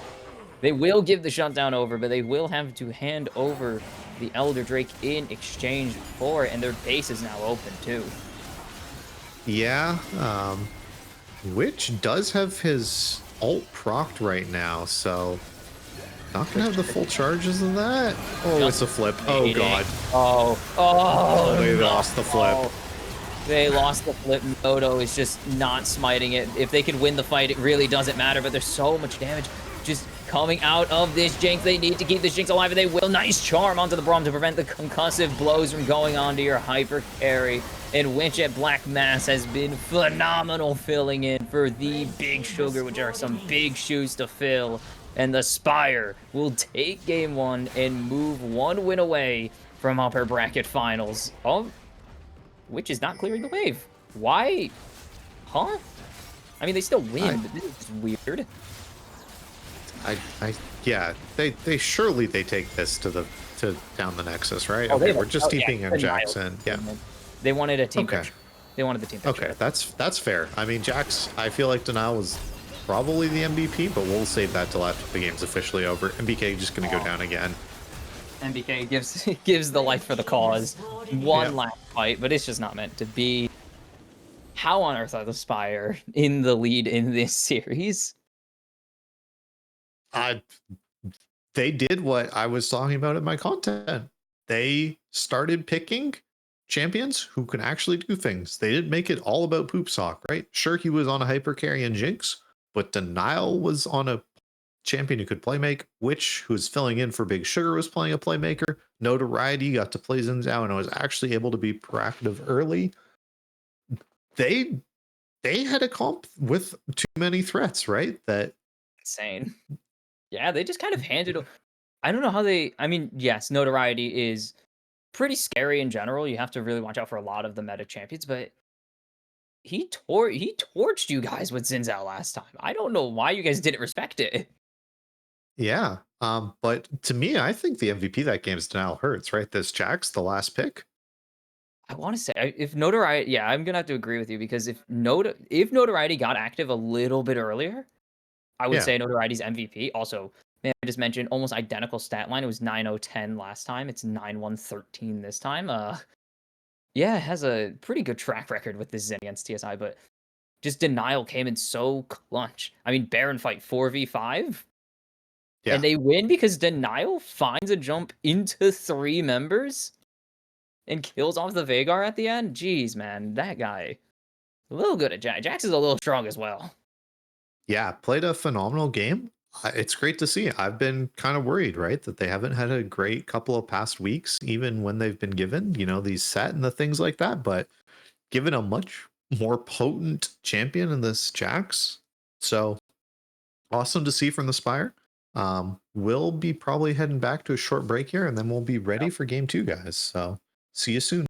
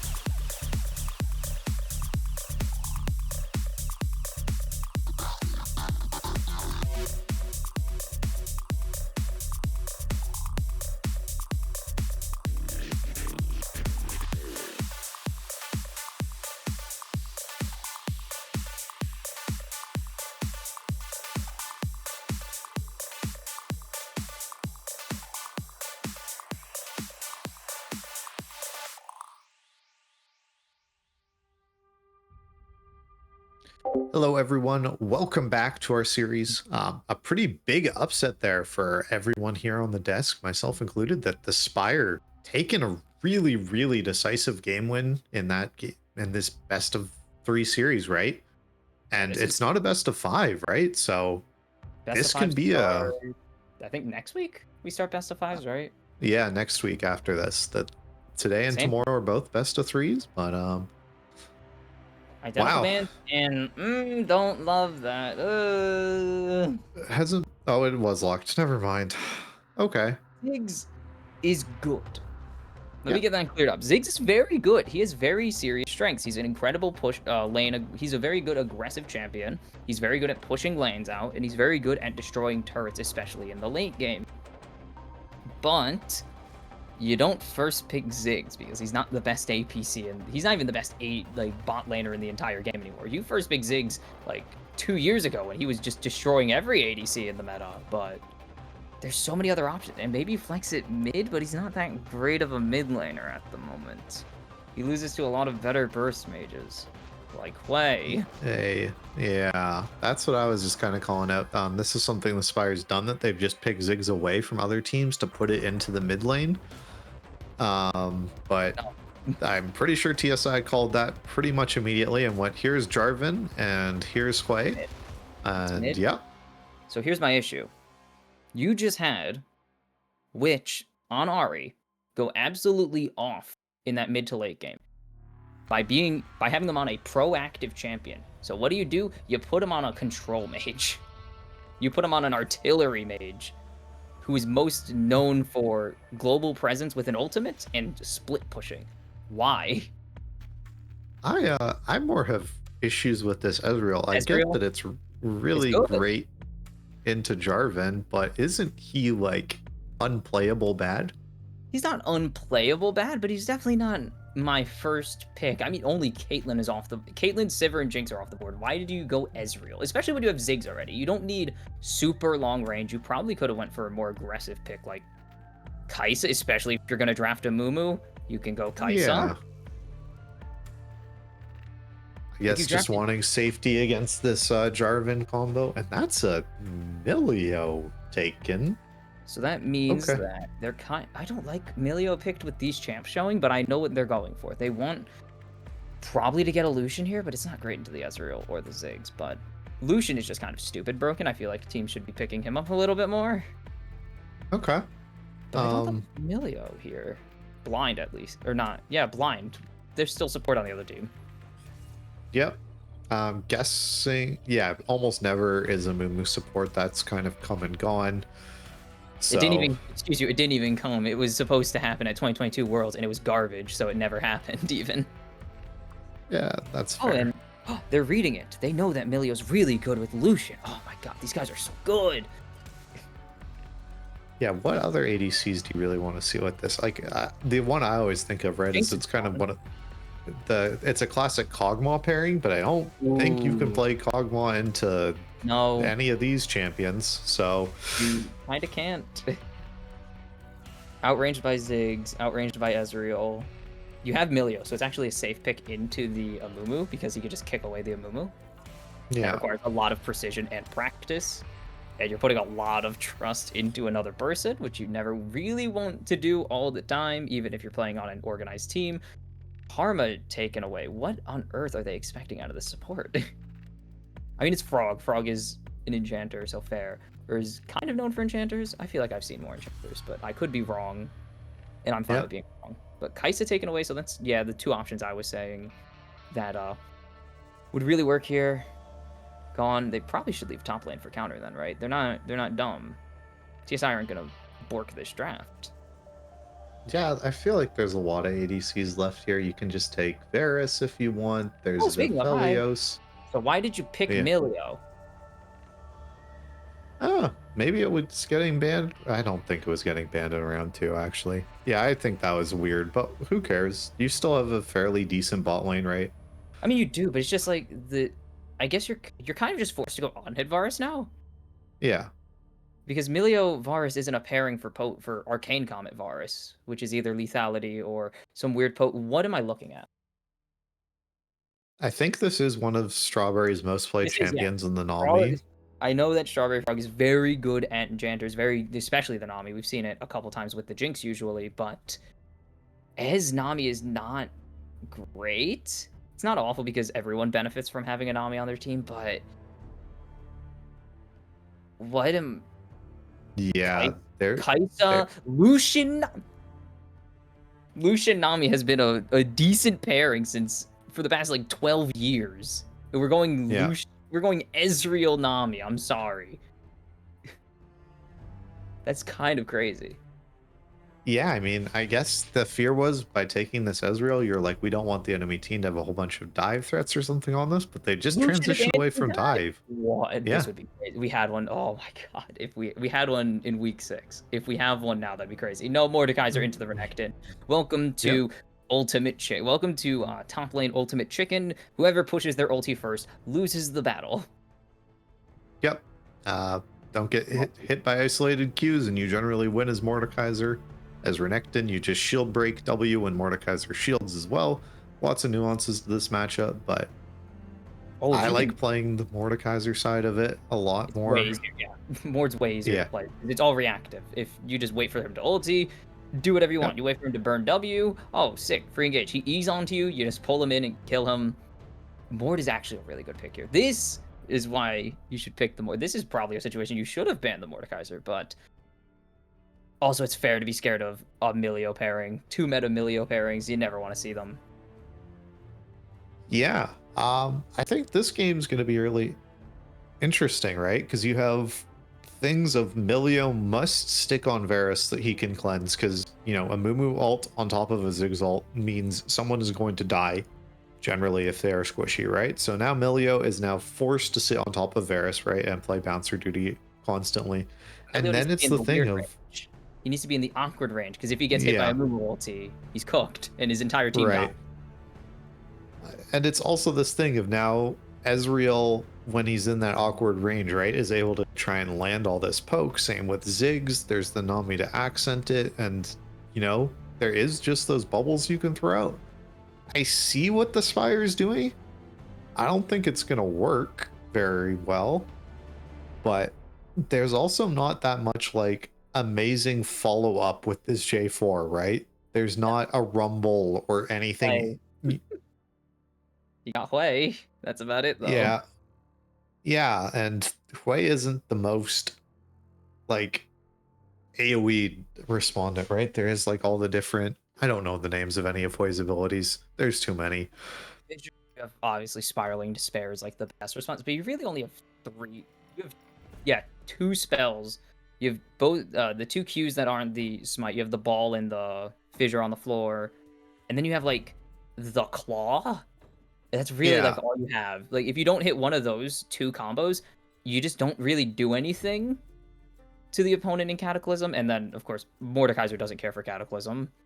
He wants isolation. Varus, I guess, can benefit from Cataclysm, but again, he's probably going to have to be on hit to synergize with the Milio very well.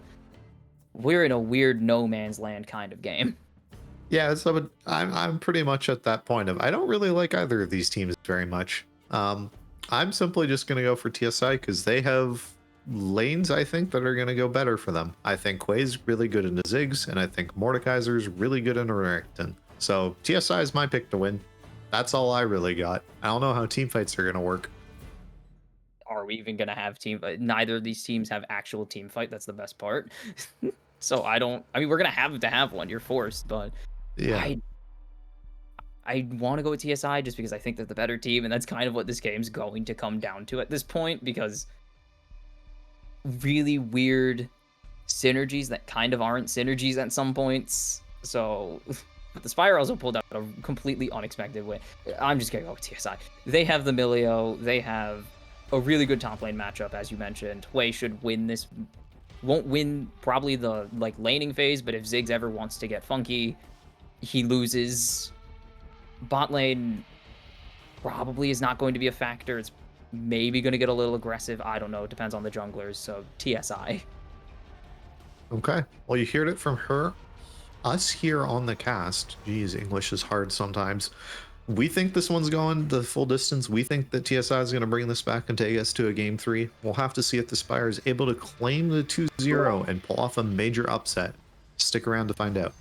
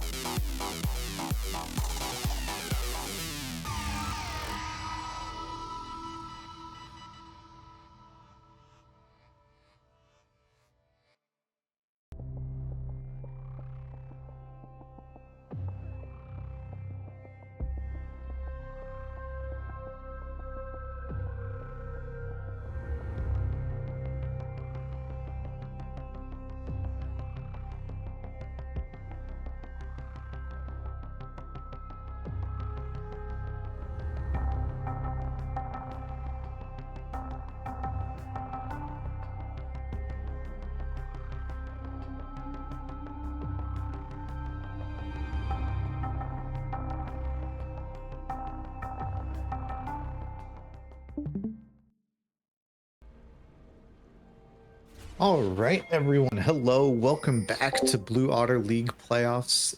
We are still in our TSI versus Spire series. These teams have swapped sides, so it is now the Spire on blue after taking that upset victory in game 1 and TSI on a red. Wonder if there's going to be any sort of level 1 shenanigans. The dance off was invalidated last time. Wonder if the Spire trying to get that back. Would try to get aggressive. I don't know what Denial wants to start on the Renekton, because if you want to start stun, you have an insanely long stun chain if you really want to run into the enemy jungle blindly. But no, normal stuff, no deep wards, it seems, this game. No ruining dance parties. It will just be very lame, very boring League of Legends to start it. Yep. Interestingly, there's not much. So it is the on-hit Varus. As we see, that is lethal tempo on this Varus. The cleanse being locked in, heal for hacks in the bot lane. Poop Sock going for this barrier instead on the Ezreal. Probably doesn't need cleanse, not very much to try and get away from, almost nothing actually. Oh yeah, there's nothing you can cleanse here. Yeah. There's 2 spells you can cleanse. Very important. Very meaningful. As far as like actual other summoners, kind of weird for Aftershock on a Mumu. I think a lot of the time I believe it's Conqueror on him. You can run both. I think it is generally preferred to be Conqueror just because it gives you a little more sustain, especially because you stack them up really well. Bossman, actually pretty even trade there. So I thought it was looking pretty bad, but eventually it was laying in that damage with the PTA, of course, which Q procs, so it is very powerful. I wanted to point out something very odd. Ooh, we got a little invade here that is spotted.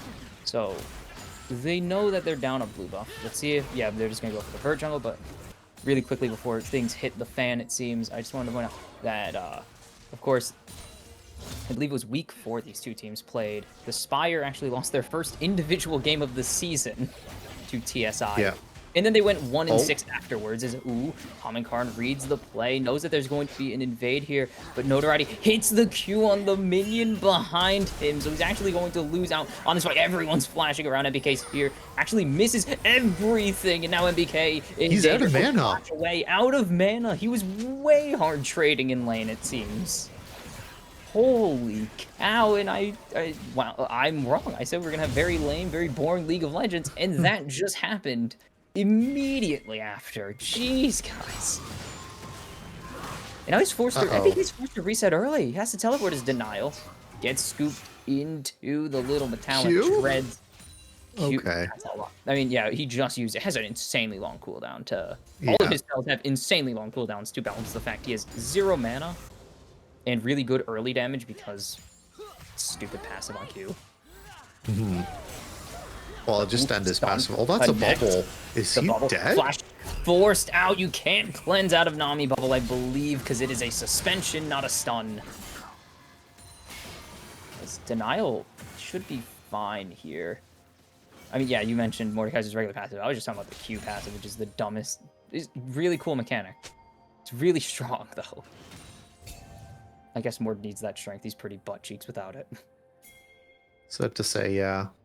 Isolated Q damage always getting higher and higher. Oh my goodness. Nami does get the kill, and Denial's just dead here. Actually, no flash. Hamankarn doesn't have it. That's right. I forgot. I was like, no flash follow. He's guaranteed dead with a EQ flash, but yeah, doesn't have it after the dumpster fire that was bot lane fight, or bot jungle fight. Yeah. Even able to connect some of this wave as well before he's forced to TP back. That's pretty big as well. Yeah, Smoke pushed out the just wave. Not takes the reset here. You're gonna miss some of this wave because Smoke is pushing it in, and teleport is very slow. Yeah. Should be able to cannon? Haman's gonna finish off this 3 buff that he was able to get, was able to get a Mumu's blue, his own blue, and now his own red. Frog just showing why they are an incredible Nami and why it's their most played. Just hitting every bubble. That's a E on them? Okay, no E forward from Poop Sock. That would be a very interesting decision. I think it actually would have worked though. Yeah. Just saw the I don't know, the title blessing, I think is the name of Nami E or something. The little orbs. Yeah, the little bubbles came around, and Yeah. you can E through a lot of spells. I E through a smolder ulti. It was very funny, but you can engage onto denial here from Hamming Karn. That is so much damage. Immediately coming out from this Renekton. He stacks Conqueror so fast. Mm-hmm. Notoriety down here again in bot lane. Just gonna try and get this early dragon, I guess.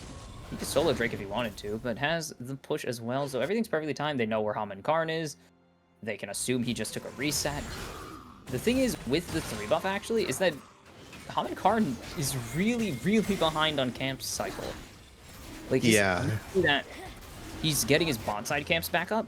None of his top side camps have been... Well, I guess his Raptors came up, but no timer on the Krugs yet, so it's a very slow first clear. Coming through, it's probably going to be, what, 7-minute spawn on Krugs? Yeah, it's gonna be some late rotations on these second camps. He is hecka late. Okay, it is still Faded Ashes coming through for this Amumu in the jungle. I was wondering if we were gonna build something else if we were going for this Aftershock, but just gonna keep with that item. How did Smoke get there and Denial get anywhere else? That's a very weird positioning quirk that just happened, but... Smoke just sitting in that top lane brush, hoping that Denial would walk past him, and he did, but nothing really came of it. Can't really ulti him? That's kind of, again, as I mentioned in the draft, Ultimate Chicken, which is like Mordekaiser's favorite game to play. Any champ that buffs themselves with their ulti just has to wait to be into the Death Realm so they can pop it, and now the Dominus coming out. Smoke does have a little bit of the AD and some health, but it's less than he would have had, but Denial just has no items. Smoke with that blasting wand, and the ISO Q from Smoke means it's another solo kill early in top lane in this series. Yeah. Gets the first one for themselves in this game as well. Was able to get that one, I believe, onto the Jax, right? Ornn did get that kill. Ornn solo kill as Jax? Who does he think he is? Bin? Yeah.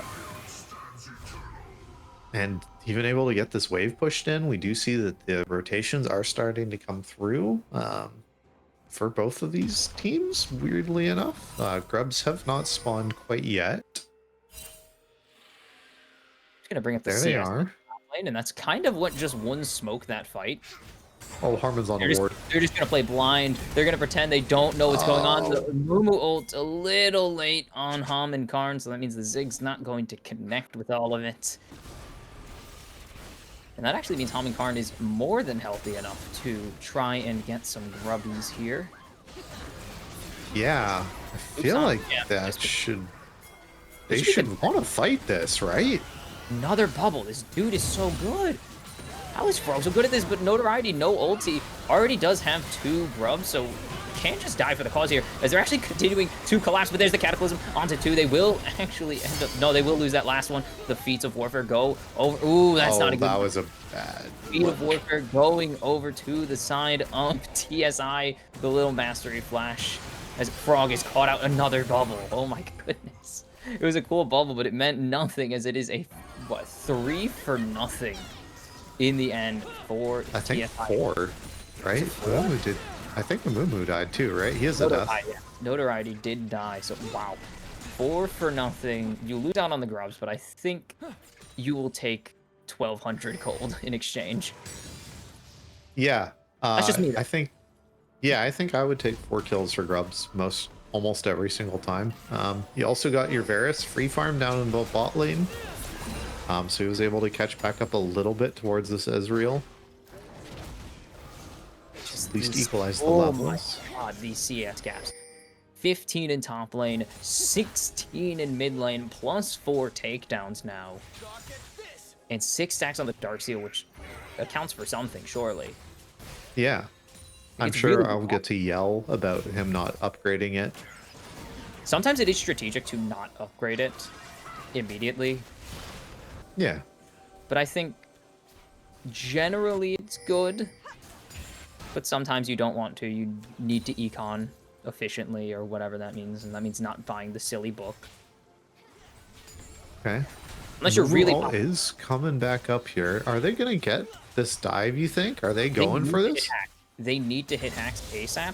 Because it doesn't matter. If RJ cleanses, you have a Mumu ult and 2 bandage tosses. You really don't care if this guy cleanses. But they are going to not end up going for it. And it's kind of the strength. That's kind of the issue with having lanes that push. Mumu is worthless unless you're diving. Which they do, they do actually have really good dive. They have Nami healing and Nami's double CCs. They just didn't want to go for it, I guess. Notoriety, oh, has to go to top side. You can see the camps needs to keep up in tempo, especially after losing 2 kills and 2 assists to Hamankarn. Just needs money. Yeah, and now it's also this top lane thing of Denial does not get to play for a very long time. Being down that full item allies completed on this Mordekaiser just means that any fight gets to be prolonged, which is generally a fight Mordekaiser is going to win. You know, the way you win this matchup as Renekton is to start doing cheesy stuff by taking stuff like PTA and Ignite.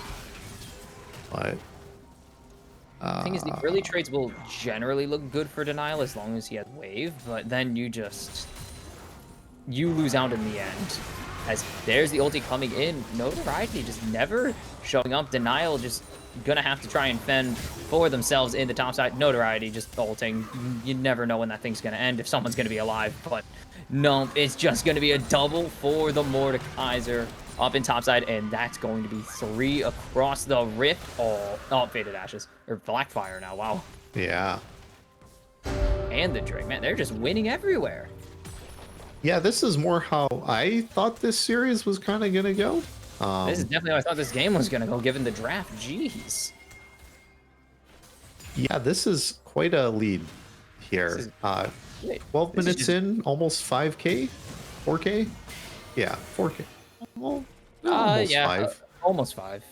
A couple hundred away from 5. But it is just draft diff. Like, the execution has been phenomenal, of course, as here comes Hamankarn on the wraparound. Poop Sound Bossman, not even going to bother buffering. You need to eat. There you go. Eventually gets it. Shari Frog with a nice ulti, but it's just too little too late. Hamankarn with the killing spree. Notoriety's here, doesn't have ulti, doesn't really have anything that they can do to solve this issue. And it's just going to be TSI walking away with a kill in their pocket. 9-1 lead. And now it is 5K for real this time.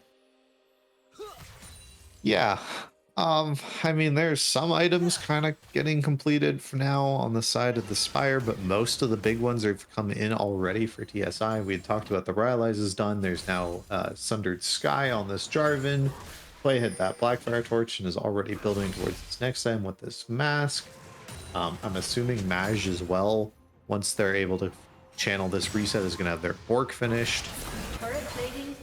And Dragon of the game is an Infernal Soul, which is one of the best souls you can possibly get, especially when ahead. So this game might snowball out of control.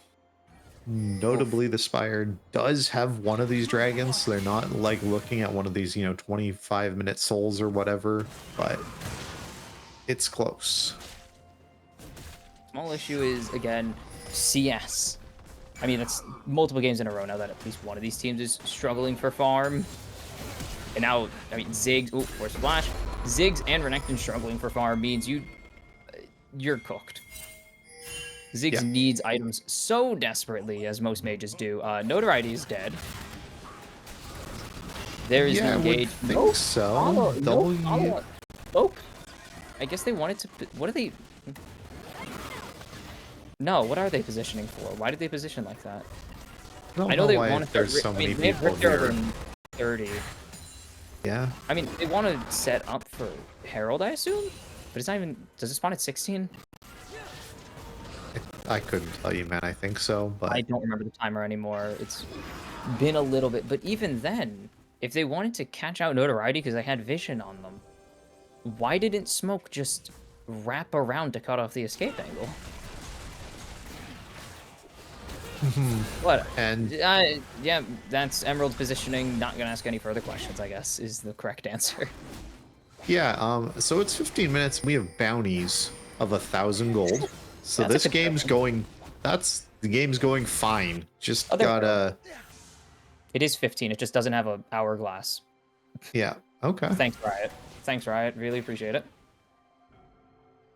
Don't know why it doesn't, but it doesn't. They will get the Herald eventually, as... Yeah. Are we able to get this bot lane No. tower? Can't even trade it. Oh god.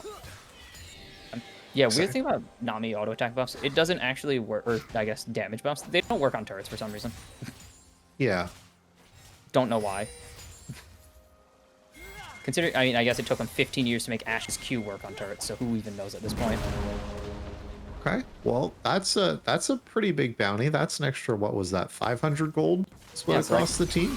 It cuts it from about 6,000 to a little under 5. Yeah. That's Just got to something do like that another like 10 more times and we're set. If there was a Drake timer there, maybe it could have worked out, but I'm pretty sure bounties are now going to end before the Drake spawns. I think they just got adjusted. We do see them kind of with all these new numbers up there. But we'll see Yeah, how I'm pretty- long they stick around. Yeah, I'm pretty sure they go away a minute after the first objective bounty is claimed. It's been a while since I've actually read the changes on objective bounties because They change a lot.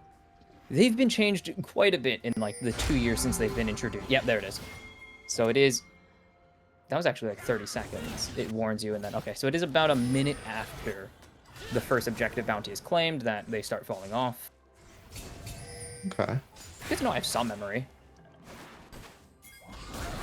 Which able to get away with that satchel there, and Dragons getting set up by both of these teams. It looks like we're gonna have a 5v5 randomly.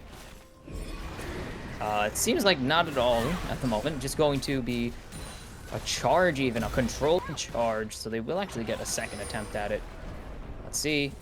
They're gonna try and bring it to bot lane, or they're gonna use it as a rotation Yeah. tool into the river. Because the strategy here is to run somebody over, and they've caught notoriety out.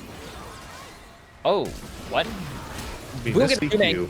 We'll get the two-man cataclysm. I think. What my guess is, positioned the mouse kind of funky going out of Herald or coming out of the Herald. Happens Yeah. to the best of us as there's the root onto Frog. This should just be okay. I got worried for a second. Something terrible was going to happen, as we saw last game with objectives. Dear God, some objective shenanigans happened last game. But nope, easy second Drake going over to the side of TSI. I really want to say the Spire because they were on red side last time. It's kind of tempting. I've been Right. brainwashed. But no, it's TSI and they are continuing to cruise. This is a rebound and a half from last game, just like the Spire was a rebound and even more than a half from the entire past 3 weeks. Denial's dead for this tower, right? He's a full item down against Mordekaiser. Jarvan's coming. He can execute. Ilio's Oh, here. no, Ilio's here. He can't execute anymore. Never mind. Yeah, he's just dead. His best bet, honestly, was just to die to smoke. Yeah. Because now you've given over about probably 200-300 extra gold to the opposing team, which I guess it doesn't really matter when the opposing Jarvan is 3-0-3, but you never... It doesn't hurt to have less gold on the Rift, you know? Right? I mean, Would be- that's a fairly solid takedown towards this mid lane tower. Just a couple more autos now, and then Ziggs will be able to, like, satchel charge it. So that's maybe, like, a way you're able to get back in with some money. But, like, yeah, I have no idea how you're able to do anything for the rest of this game. Like, Renekton is pretty much worthless at this point with the level that he's at compared to the rest of the players in this lobby. Renekton's Play is going to be be so safe. Yeah, Renekton's really going to be an EEW bot at this point. Just hope to stun Yeah. somebody really important, and then the team can blow them up. Ziggs doesn't do any... I mean, he still does damage. Okay, Ziggs is extremely unfair. At some points, his damage is really high. His base numbers are kind of nutty for a mage. As Denial should just be... I would say he should be safe to run under turret. Okay, it's safe to run under turret here. Smoke... Just, I guess, asserting dominance. As Yeah. Notoriety is just dead here. Frog really should just save their life. Their life as, yeah, there's nothing you can do. That is a lot of ultimates committed to kill a 1-item 0-2 Amumu, but they do get Thornbound Atatatatacon because of it. How do I say Thornbound? Yeah. It's the only form in the game. I mean, new guy going down means that that level lead's just going to continue to grow and snowball out of control. These bounties are back, which is great to see, but probably just going to be this one mid lane outer here kind of claimed, as we can see Ezreal just beating up on it. And became not quite able to get that tower down there. You know, Unfortunately, has a bounty. Can't commit to, can't die for the turret. Yep. Can't lose his Dark Seal stacks either. Oh yeah, definitely can't afford to lose those at this point because it's not looking like it's going to be easy to pick them up. Hoop sock. Should be pretty safe here. Misses the charm, or misses the fear. Absolutely 1000%. Just bricks that thing, but it's fine. Still gets away with the power of the Milio and the Warm Hugs. Yes, the best. One of my favorite ability names. Warm Hugs. Okay. Campfire, Warm Hugs. Yep. Super Mega. Is it Super Mega Fire Kick? There's so many weird, or is it Ultra Mega? Like, you see what I mean? Yeah. I mentioned this like when I had to cast Milio a little bit ago, but I hate these ability names that are all the same. Like Super Mega Inferno Bomb, Super Mega, or no, is it just Mega Inferno? See, it's just Mega Inferno Bomb. Yeah. They add stupid qualifiers to names, which makes them really fun, but also like you don't need 3 of them in the game. As this should just be a Cataclysm. And the kick, the super kicker doesn't get to take the kill. That's why I love full AP Milio so much. Not in this, please only play it in ARAM. Don't grief your teams. It's so funny to see an ability that never does damage do like 500 and then get Comet. Favorite ability. Yeah, I just wonder like what is this game just feels like it's so completely over, right? Like there's very likely over. It's so difficult to play from behind with this team comp. Yeah. Mumu never is going to lose value, but that's mostly because his value is just from his tankiness and his CC. Ezreal and Ziggs don't need to be ahead, but they need money, and they're lacking that. And Renekton actually needs to be like the most fed person in the universe to be even usable. Yeah, and you can see that he's I getting think Smoke should just turn around, right? Is he just ult whatever and just kill whoever that is? He just took notoriety into the Death Realm and might actually not be able to play the game, but yeah, just picks up this. Will be a little bit stronger, but finally drops, and you gave it to like the one of the 2 worst possible people to give that kill to. The champ who is never catching up to the rest of the opposing team. Yeah. I mean, you lose a dragon for this, but you trade it for a tower. I mean, that's not the worst trade when you're this far behind, but like, how much else are you gonna lose? Plus just the general value of an inner turret, or a side lane inner turret. The mid lane inner turrets are worth like half of it because duh. So it's something, but also your Ezreal's on 2 items. I mean, he's got his 2 important ones done, right? Muramana's Ziggs done isn't even now. on. Ziggs isn't even on 2 yet, which is struggling this game. And Denial's dead. Just dead. Maybe they spend a lot to get this, but they're going to only be able to get Haman Karn, and they're not even going to be able to get that, actually, in the end. Strawberry for on the wrong side. Forced to flash away. There's Smoke teleporting in, picking up the kill onto the Amumu. The Death's Grasp not going to pull anyone. And this is just a wallet fight, right? If they weren't this far ahead, that fight was an absolute goddamn disaster, right? Mordekaiser is a stat check champion to ever exist. Unfortunately, Renekton, also a giant stat check champion. If you aren't ahead on Renekton, you just lose. Big number wins in this top lane, and Smoke has the big number with... That is a lot of money. Yeah. Bloodletter's Curse and Riftmaker, you are honestly unkillable. Jesus. Okay, so 30 seconds till Baron spawns. Another 3.5 minutes till Soul spawns as well. I mean, I gotta kind of credit the Spire. They're 4 towers. They've killed almost as many, right? Like that's something. Their side lane has been pretty decent, especially given the circumstances. Dear God, given the circumstances, they should not be even close in this game, but they got something. I'm just worried about if someone dies. Okay. Not the spike item I thought you would go for on Ziggs. Like, especially because it's at the tempo this team is playing at. The Spire aren't hitting 3 items on anybody. So, yeah, no, they should not be stacking here either because Notoriety is just going to get Strawberry Frog trapped in here as well. Ham and Karn on a rampage. Denial should just decide to go somewhere else. Just anywhere else, but they're just going to keep going. They're going to try and win this fight out. Even in Dominus, he's doing no damage. Forced to flash over the wall. I forgot he's in the Death Realm, so he's just kind of being stared at as a 2-man airborne, and that's going to be a double for Smoke. It's a single kill going over to RJ. Finally, he's been starving for any action this game. Easiest Baron take surely should follow. Yeah. I don't know why you're still in this game almost in some ways. I feel like after that fight, maybe you just FF. Like, the only way back into this game was, like, the Miracle Steal, right? You can FF. I don't think we've seen a team FF do it, though. Or Yeah. seen a team FF yet this season. That's how words work. Yeah, there we go. That's a sentence.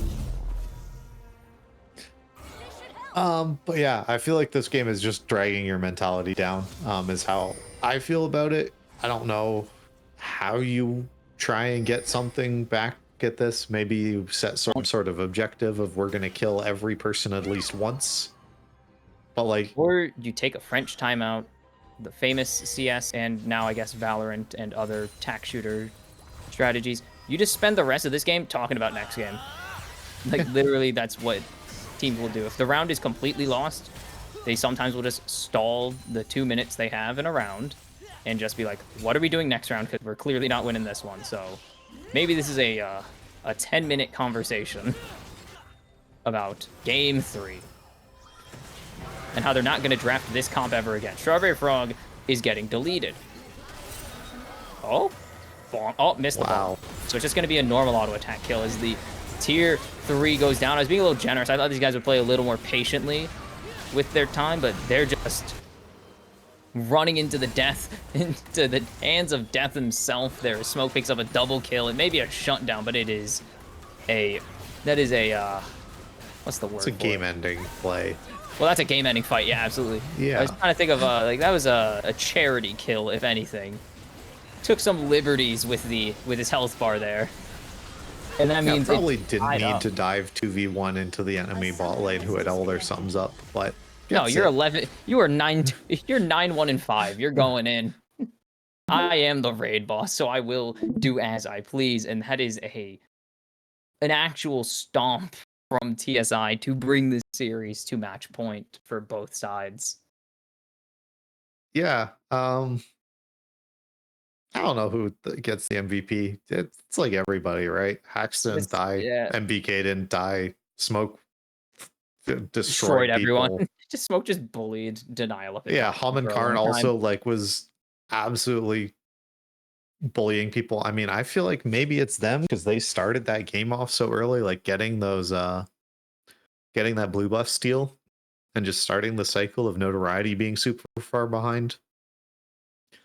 So that's who I'm leaning towards, but like, I don't know. You can give it to anyone basically on the other team besides probably RJ because he died. He only has an 8.0 KDA.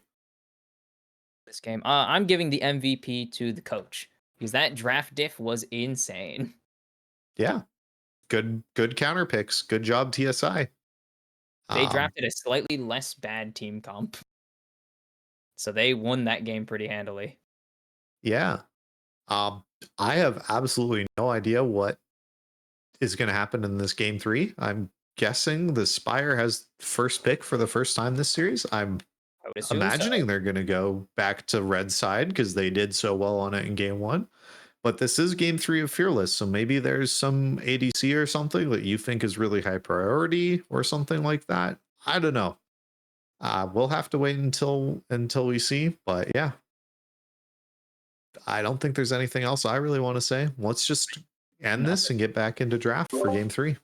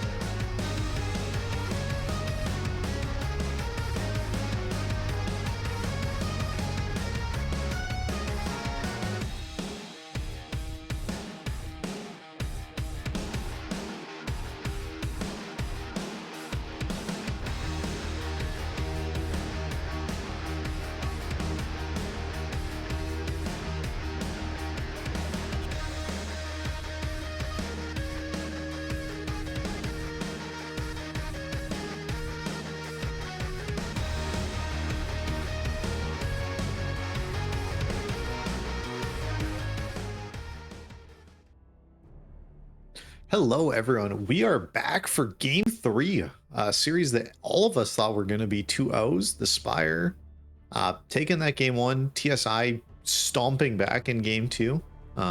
Game 3 draft here should be starting momentarily.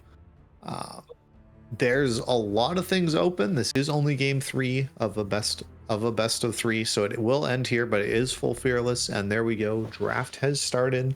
This Lily ban that has been happening every single game is getting hovered here. Imagine that's just going to go through yet again. Don't imagine the bans are going to change up. Buying time at this point is crazy. Surely it's just Caitlyn, Fiddlesticks, Vi. Yep, cool. Yep. Now this part is just like Pro Play, where it's just you're not allowed to touch these champs ever because they are too good, or you are too good at them. That's different. Vi on the table, Lee Sin taken away now. Yeah, I don't really get that adaptation, but are we facing Peanut today? Is Peanut on the enemy team? Because that's about the only guy I think playing Lee Sin, because Vi is played by everyone. She's insanely strong. Maybe, I'm not going to say best jungler on the patch, but definitely has been one of the best junglers in the game for several years now. yep, and those are two champions pretty good in Vi and Trundle and Xayah. Yeah. Are they good in that isolated case? Yeah, but I feel like TSI can do a lot to make those two champions suck. I'm a big Xayah hater, especially with Rakan out. Oh yeah, with Rakana, I don't love it as much, but I'm a big Xayah enjoyer, except when you leave, long-range ADCs available. She's really good into, like, the Lucian and Kai'Sa that we were worried about last game, but... Yeah. Those are both on the table and not really options anymore. That's why she's a counter to those champions, not the initial pick. Aphelios is still very strong. I feel like he's been very quietly, no pun intended, just kind of terrorizing, or is a terror in the bot lane, and no one locks him in for some reason. I guess people have memories of old Aphelios, launch Aphelios, deleting everyone, and he doesn't do that anymore, but he's still insanely strong. And this is probably just RJ's best champion as well. Victor's not the option I would have went with the vibe, but okay. Sure. I mean, just securing yourself a control mage is fine here. Or he's on the table. Yeah. Probably would have been better with your vibe, but...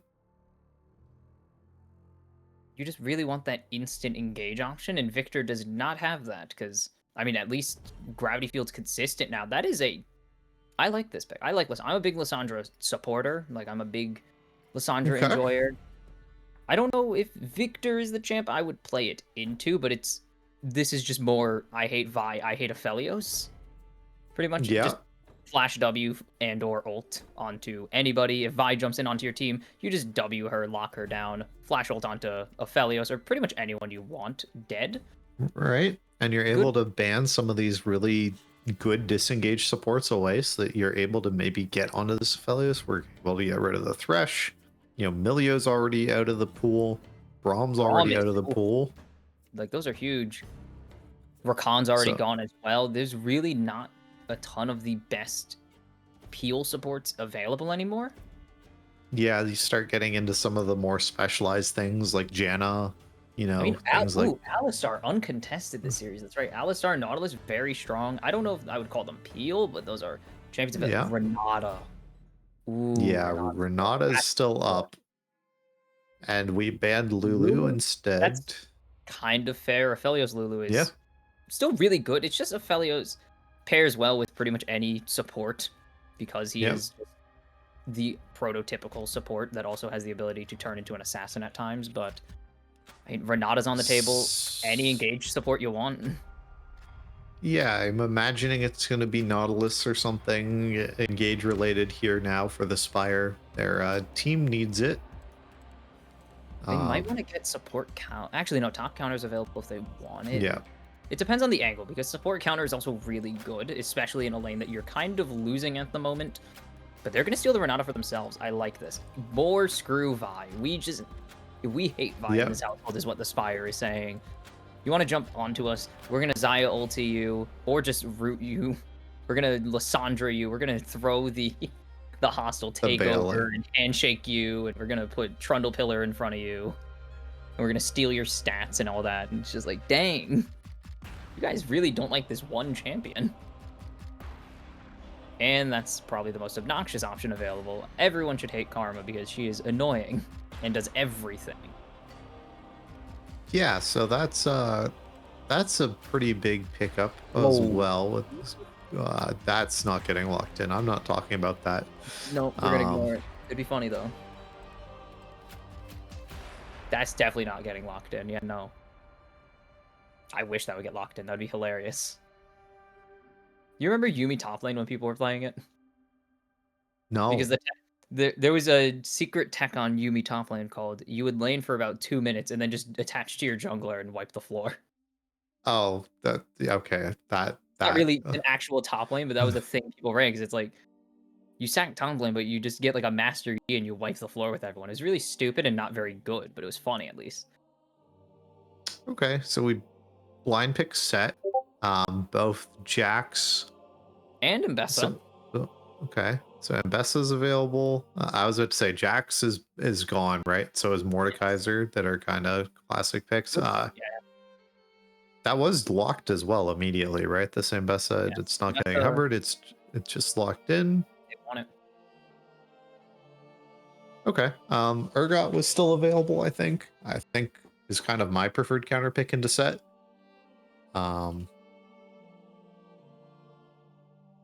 But I think this is a really, really weird team comp for the Spire. That's what we've been saying for 3 games. Yeah, it has been what we've been saying for 3 games, and I think it's been true every single game, right? Yeah, it's been accurate. I don't really know how this team plays, right? You have one go in button with Lissandra. No one else really wants to, and I guess you have Mbessa to follow up, but like your follow up off this Lissandra engage like isn't that big. Like you have disengage really hardcore with this Renata and with this Zaya and this Trundle, but like the enemy team isn't like some full dive bomb team, right? Like it's kind of, they're playing a lot of zone control stuff, and then it's like Aphelios just killing you. Like I think this Victor's gonna tear them apart. I'm still on the TSI as a better team comp.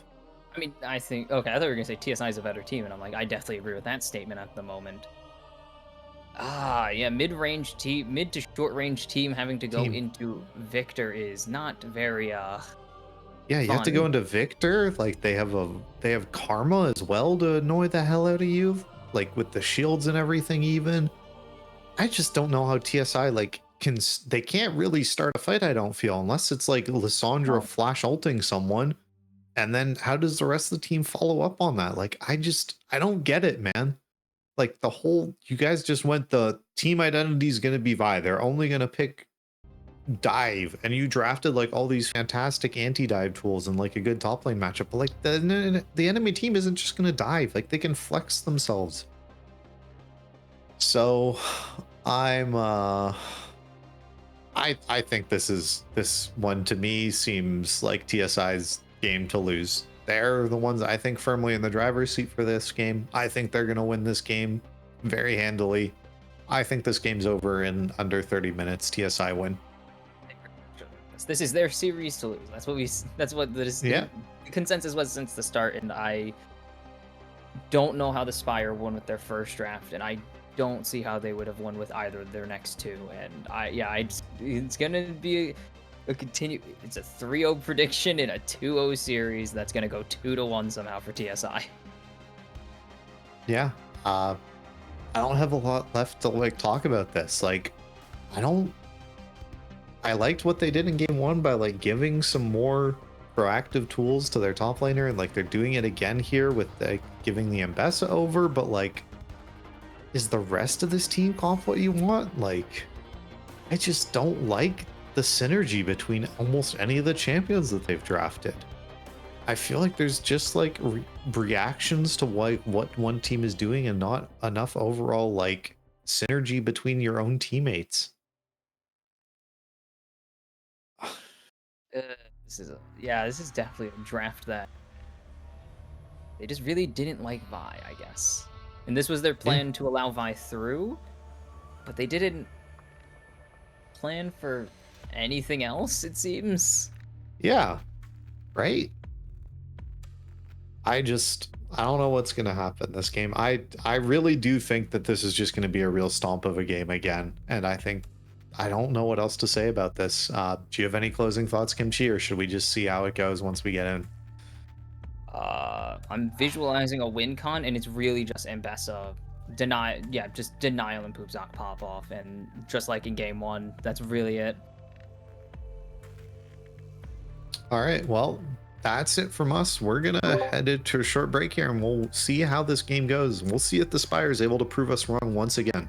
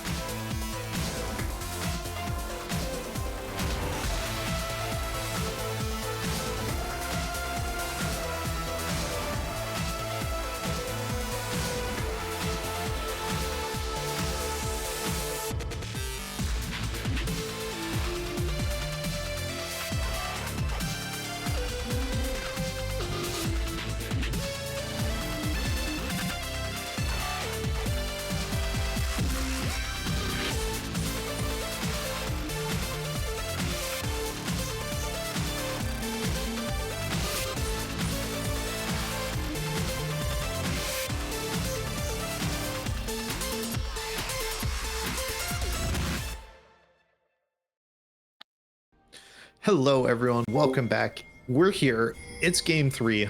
Winner of this series is going to remain in this upper bracket final, whereas the loser will be going down to the losers bracket where they will be facing off against the literal monkeys. It's time for these teams to lock the hell in. So we have the Spire sitting on red side, TSI on blue. And early game something is happening. Was kind of sniffed out. Hoopsock with that ward was able to keep themselves safe. Okay. Let's see. We're no funny runes, unfortunately. Very normal, boring runes. Which, depending on your perspective, is good or bad. A small trade will go in favor of MBK. Should not matter, but Yeah. you never know when Both. these guys are just gonna go full psychopath. Yeah. I mean, it's just both of them getting mana flow ban stacks early, right? That's what real winning is, yep. Yep. As a Malphite, I understand. The mana flow stacks are quite literally everything. Yep. I would let my jungler die at level 1 if I got 2 mana flow ban stacks from it. That is true. That's pretty valid. Yep. That's 50 mana. Mm-hmm. And you're closer to getting that mana regen. Smoke is gonna pull here, and I think Denial just wins these early trades. A little bit, yeah. Wins by a little. Doesn't have quite the ability haste yet. But Smoke just kind of can't really do anything at the moment. Yeah. Just why this matchup's probably good in the top lane for Ambessa. It means you don't get hit by the true damage Proto Haymaker, right? That would be my guess. You could pretty much always do it. Also, if Scent engages onto you, you can kind of always counter him. Okay. Especially once you get to later game, when you're getting that permanent Omni Vamp on everything. Based on, I think it's armor pet. I don't actually know what it's based on.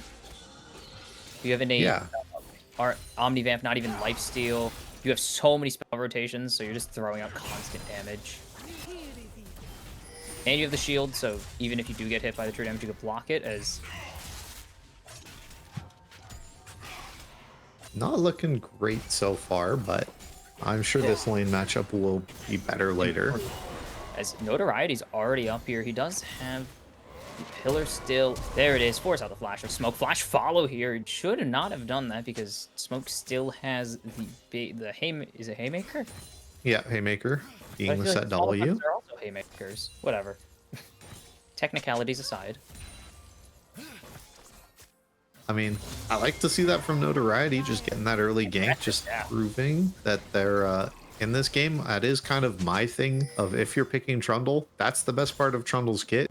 You just walk into a lane against somebody and you just force their flash really early. And they can't do anything about it.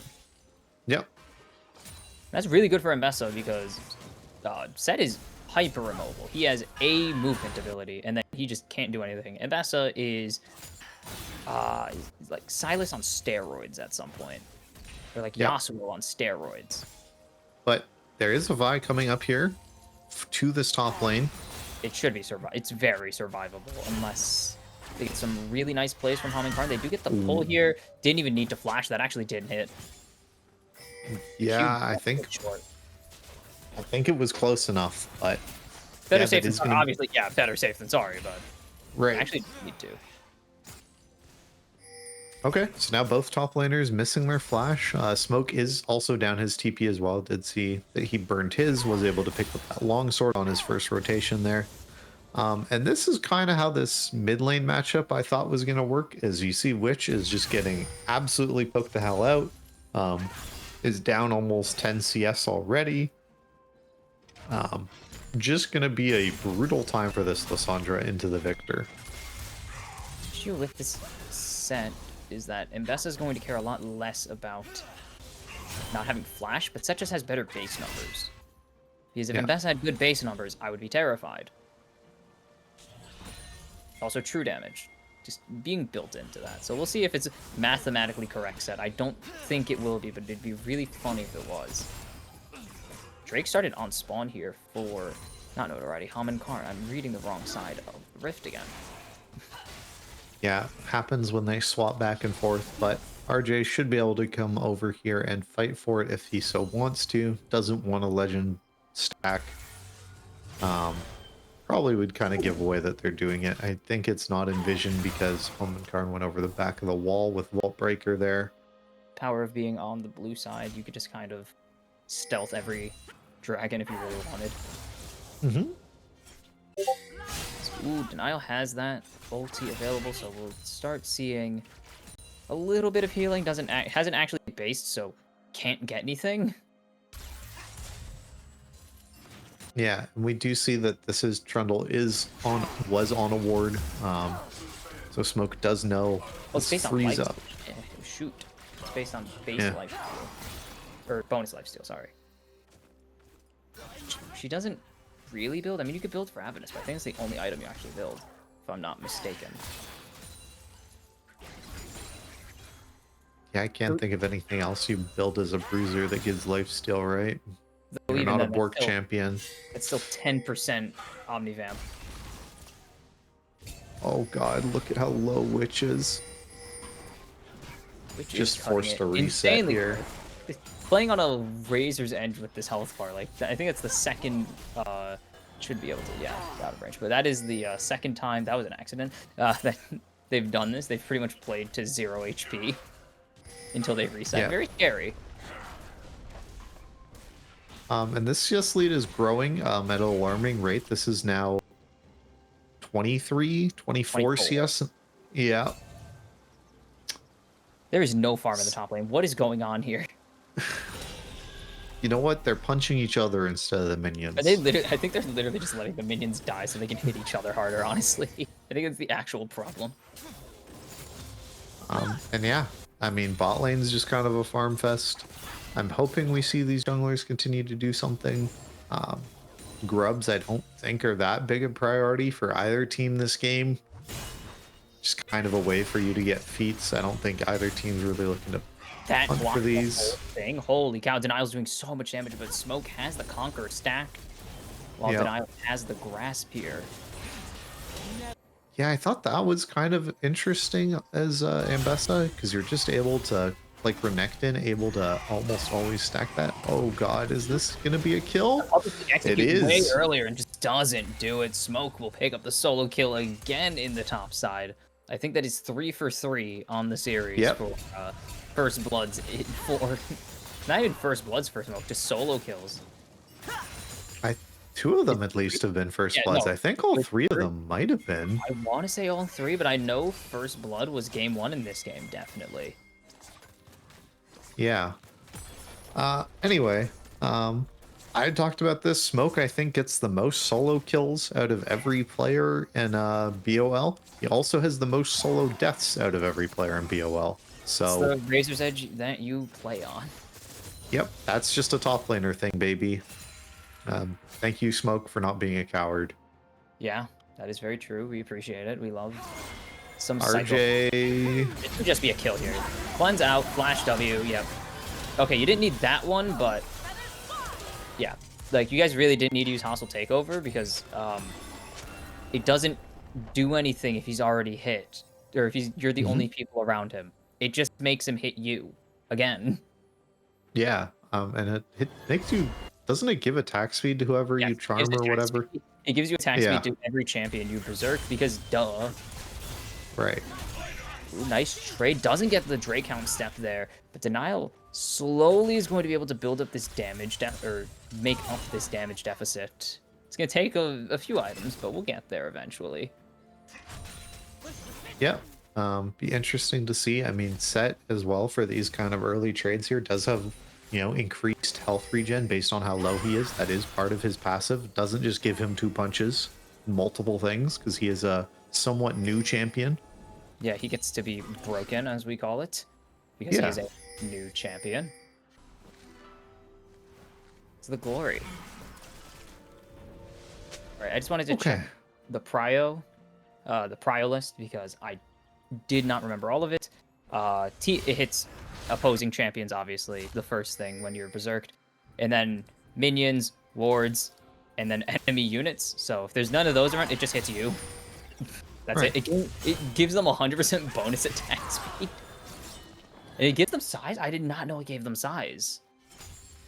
Yeah, I think It does. It gives them 20%, 25% increased size for some reason.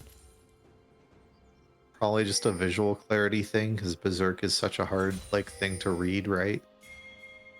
That's so weird. But yeah, the rest of this early game has been really quiet. Both teams kind of feeling each other out. This game 3 chilling. kind of jitters here. I Yeah, think no- it's safe to say. If you've ever looked at the stats, I mean, just in pro play alone, but I think it's an anecdote for everything. But we'll get back to it in a minute. Going in. There's no Berserk, but I don't think they need it here. As Witch going to go into the ulti for themselves. The Moonlight Vigil going down. Notoriety forced to flash away, even though he has the ability to go into that Resurrection, which should be safe here, even without... Ooh, that's a nice gravity field. Now it's too little, too late. MBK gonna pick up that one. It's a 1-for-1, and they will have to hand over the nothing, actually. There's no jungler here, so no one's gonna lose the Drake. It's Drake fight part 2 eventually. Yeah, MBK very close to getting notoriety as well. Flash forward for that E there, but wasn't able to hit it as that blast cone was there for notoriety on the Trundle, able to dodge that. But yeah, this game is very quickly turning into the MBK show. Look at that CS lead in mid lane, please. 118 to 63. That's a casual 55 CS advantage, yes. That is about... Yeah. Ooh, off the top of my head, 5 divided by, I think it's 6 1/3. I'm just gonna... I can't do that off the top of my head. We're just gonna do the math. I'm just gonna Google it. That is about an 8, nearly a 9-wave advantage, as the Drake will go over to the side of the Spire. They don't seem to care. Hax is gonna go down here. They claim the feat of warfare, which bodes well for them after they absolutely blew it last game in the feats of warfare. Smoke teleports down for nothing. Yeah, that's a win there that you're able to get. Now it just remains just to be seen with what Denial can do with his, and close to, I think that's back up in a minute, I would say, something like that. I want to check for something. the Sambessa. That's unfair. That's just want to see something. I should have sorted. Oh, that connects. Ooh. The ult connects for Denial on the Hominkarn. Is generally getting the solo kill. Here has the friends, but flashing forwards. Denial will at least pick up one, but ooh, no, there's no chance. There is the show stomper coming through, and MBK gonna pick up a second kill on to Denial here.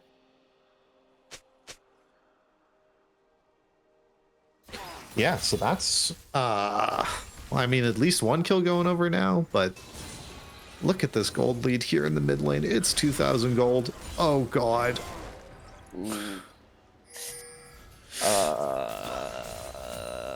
That's all I got. Yeah. So, how is Poop Sock gonna do something this game? You're asking questions I don't have the answer to. Yeah, because I feel like at the Spire, this is about where it's getting to that point, because I don't know if you're going to be able to rely on your Trundle to keep carrying. Even though Notoriety's 2-0, I don't feel like this is a game as Trundle where you get to ult a Mega Tank and just become like some raid boss or something. You don't get to become invincible, sadly. That's just not the option. We'll say that was a lot of plates picked up for Poop Sock in the bot lane, so he's got that going for him. Yeah, that's something. I mean, yeah, Poop Sock is doing significantly better than pretty much every other game they've had this series. Yeah. I don't remember their game. Game 1 was the Jinx game. That was the Jinx game. That was not a bad game, but definitely was not the Poop Sock hypercare that we were used to, that we've seen mostly win games for the Spire. Definitely was a shocking showing from Witch. Not even because of the quality of their play, but just like, that was genuinely such an incredible game coming through as they lose the first turret as Spire.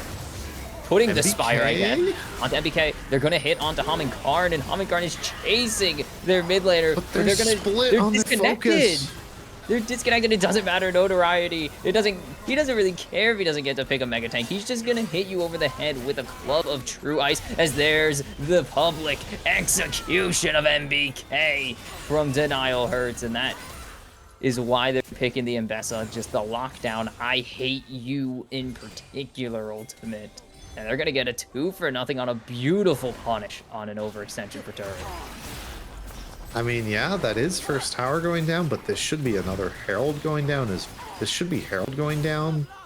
There's no Yes, real this is- waves dropping for this. Like, this is pretty... really important too, because they deny the oh no, they actually deny the feats here going over, because if they gave over this Herald, that would have been the upgraded boots, but they're gonna bring it down to the wire. It's 2-2 in the objectives category, so this Drake will be the decider.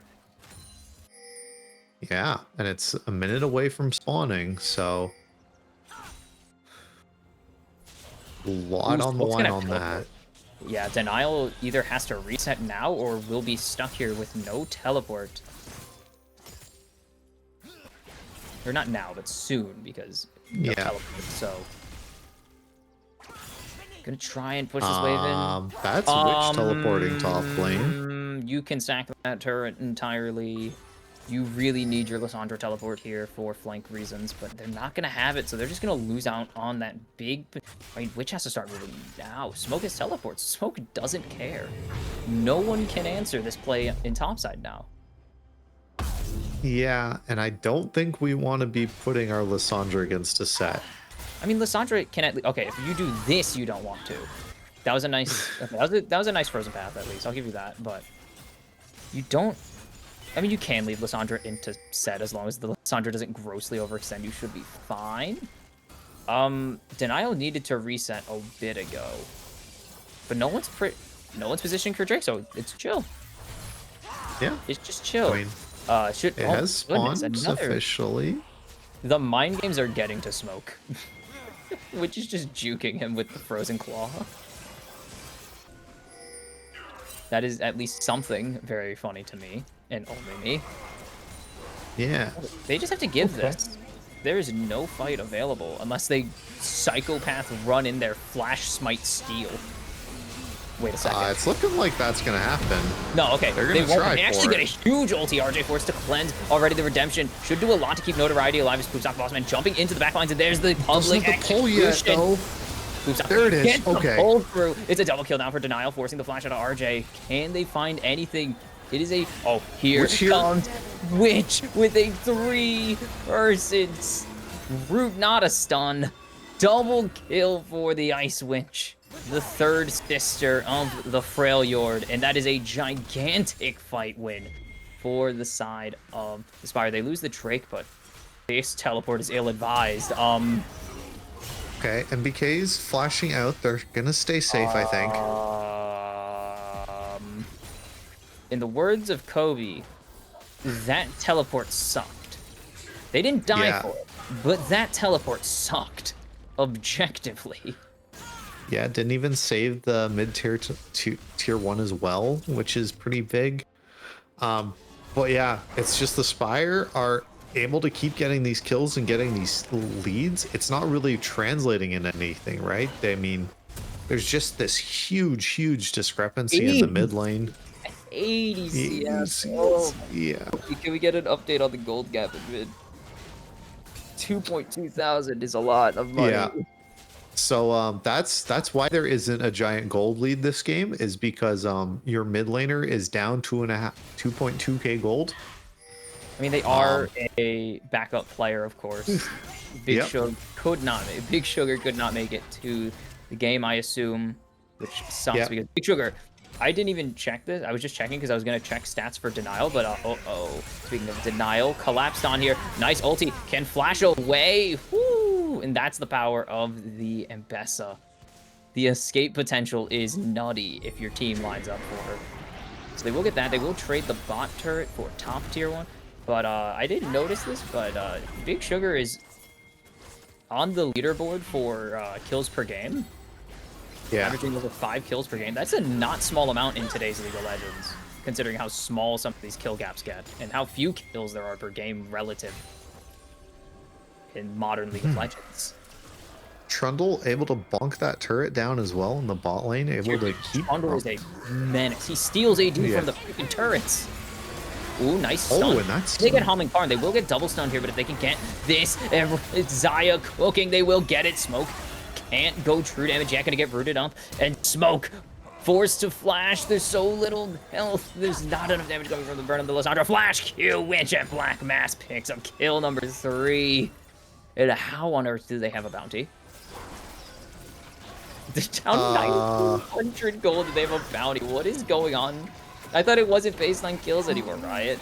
How do you have a 300 gold bounty? You're down 2k. Yeah, so it's the Spire playing as a team, right? They This are is- pack hunting.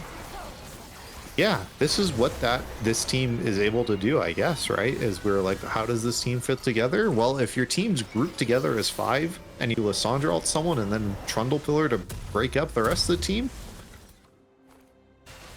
We did mention that this pretty much was a screw the Vi comp, and I forgot to like kind of realize. I guess I didn't realize. I don't know about you, because I assumed that you were like they could just chill out and not do anything. But Vi's really the only engage. I guess you did mention that, so that is a key flaw of this team. Vi's the only engage option for the side of TSI. Like if Set goes in by himself, he just loses. Like there's no amount of anything that Set survives here. Or my internet. Uh-oh. Did the internet die? You're still here. I don't know if you can hear. Oh, okay.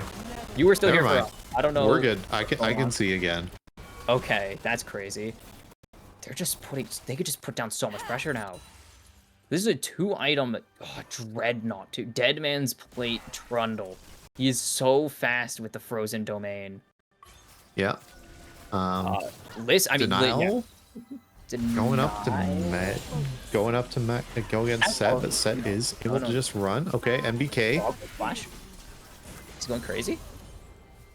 This is kind of the thing. They need MBK to absolutely pop off Handshake, not going to connect. If they want to try and catch you, they really... Okay, good.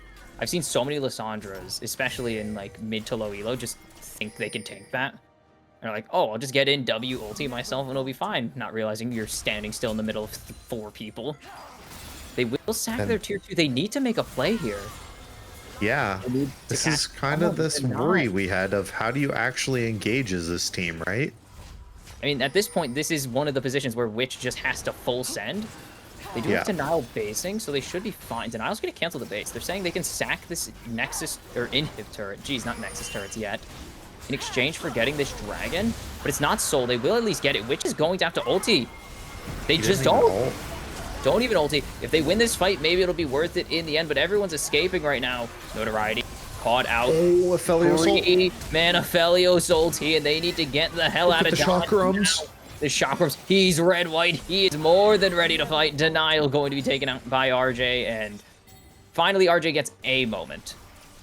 There hasn't been many this series, but finally RJ gets a moment in the spotlight.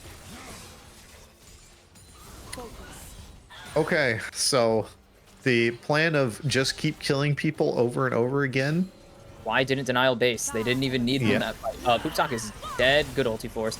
I don't know why Witch didn't ulti. Honestly, that was my biggest concern, is Witch just doesn't ulti there for some reason. Yeah. Ooh, they almost got RJ through turret damage, which would have been very funny. Okay. So not out of- taking, you're not out of this, right? It's the gold lead's kind of equalized, which is a little bit of a concern, but it's not like, yeah, it's being not offset by Trundle. completely out of the way. That's being offset by Trundle, though. Yeah.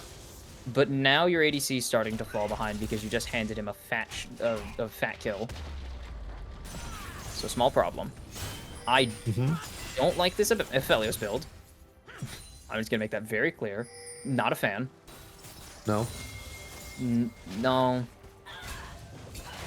I'll be real. I think Aphelios is the only ADC that I actually like building the collector on because he gets other lethality just innately in his kit. Yeah, well, you're not building lethality for a while. Frog, you should not be face checking at this point. I thought you just got it on level up, right? Isn't that how that champion works? Instead of leveling his abilities, he levels either attack speed, attack damage, or lethality. Yeah. You're not picking lethality. Oh, That's okay. the last thing. That's the last thing you level. usual. I guess because you up your attack speed, you can get away with it.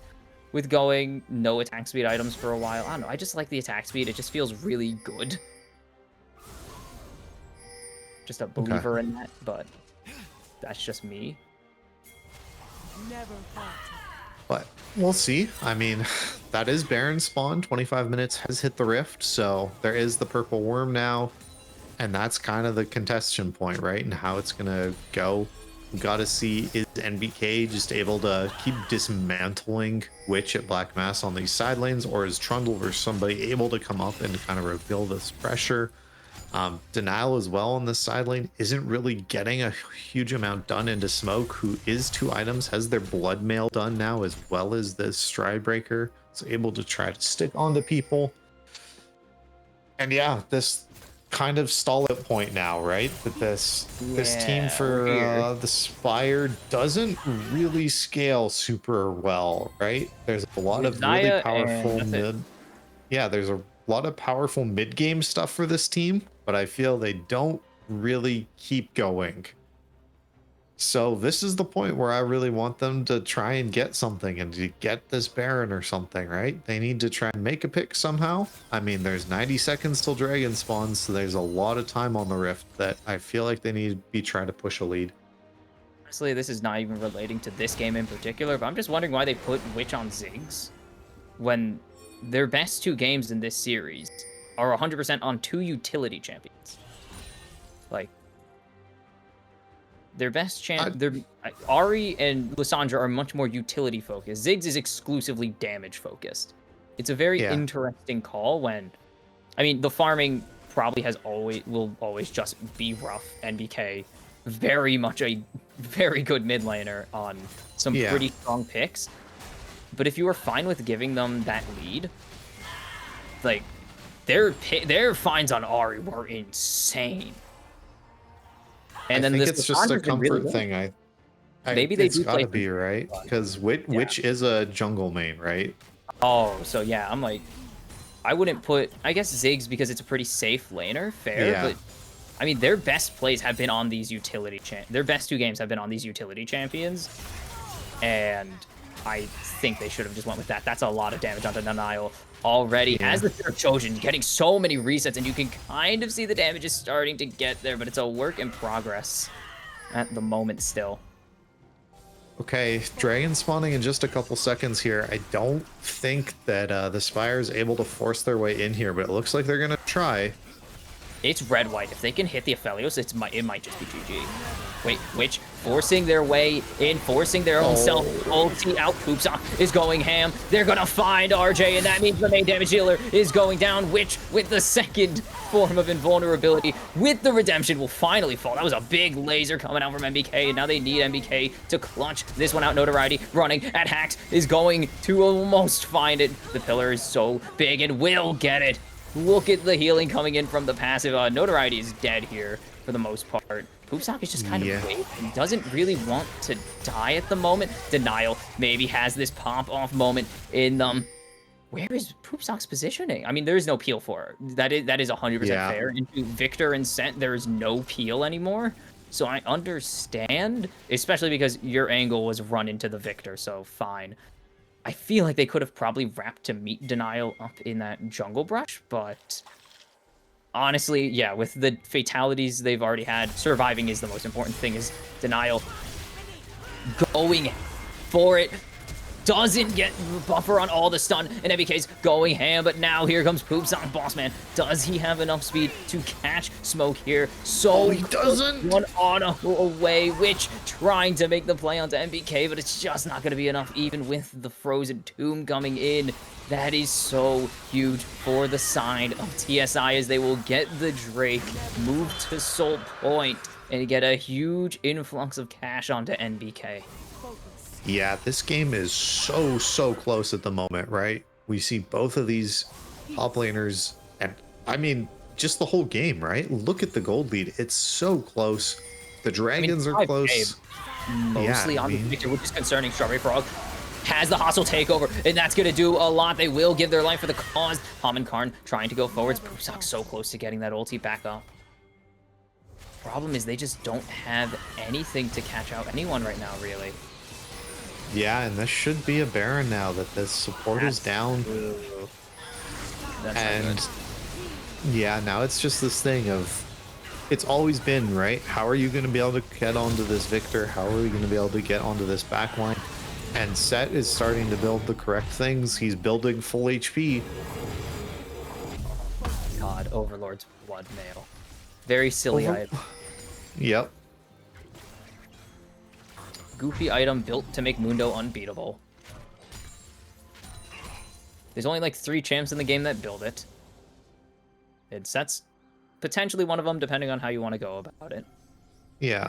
Other things, but yeah, Set very good at building it. It's mostly built again to make Mundo just insufferable. Thanks, Riot, because he needed It's more to make Scion unsufferable, but oh no, Mundo is also pretty bad with Scion. Honestly, can ignore it entirely if he really wants. I don't think this is the angle that they should be going for here. That was kind of cool. They need to land this stun before he gets the true damage off. Nice buffer, and that means they're going to get this shutdown onto the right target as well. yeah, but do they lose their base for it is the real worry, right? They will lose an inhib at least, but they do get back to stop their game, to stop the game from ending, which is the most important. They could try to get the jump here. They're going to find Atomic Heart. It's not really who you want to find right now, though. And that's going to be a nice move like this. RJ gets got rooted up. Damage. He got hit by the Berserk, but is there enough to stop him? No, it is not meant to be. A double kill coming through for the 2 carries of TSI. The ace will secure the fate in the upper bracket finals, and the Spire will have to think about what could have been a valiant effort, but they're going to face the literal monkeys next week. Yeah, I mean, MBK just put on a clinic that game, right? There's no other way to put it. That person just put on the Victor game of the season, the carry of a lifetime right there from MBK. Look at the damage. Did he outdamage the rest of his team? Combined, yes. Yeah. 100%. Oh my god. By like over 10k. An elite amount of damage. Holy. That's crazy. okay. That's an MVP vote. I think that one's pretty easy to decide. I think NBK wins MVP for this game. Yeah. I only think though. But I mean, I'm gonna be honest. I'm pretty happy with this for the Spire in some ways, Honestly, right?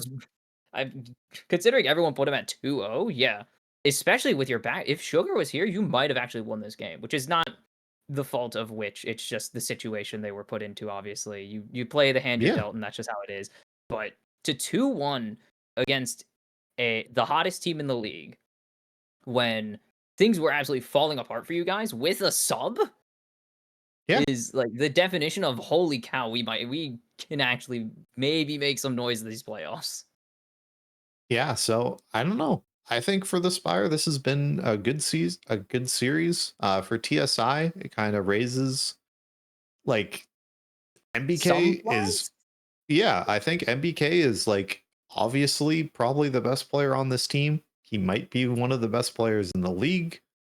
So it's what can you do to make him shine? RJ just had kind of a decent series. Smoke, although they were able to get all of these solo kills and everything, what can they translate this into, right? That Mordekaiser was kind of nasty though.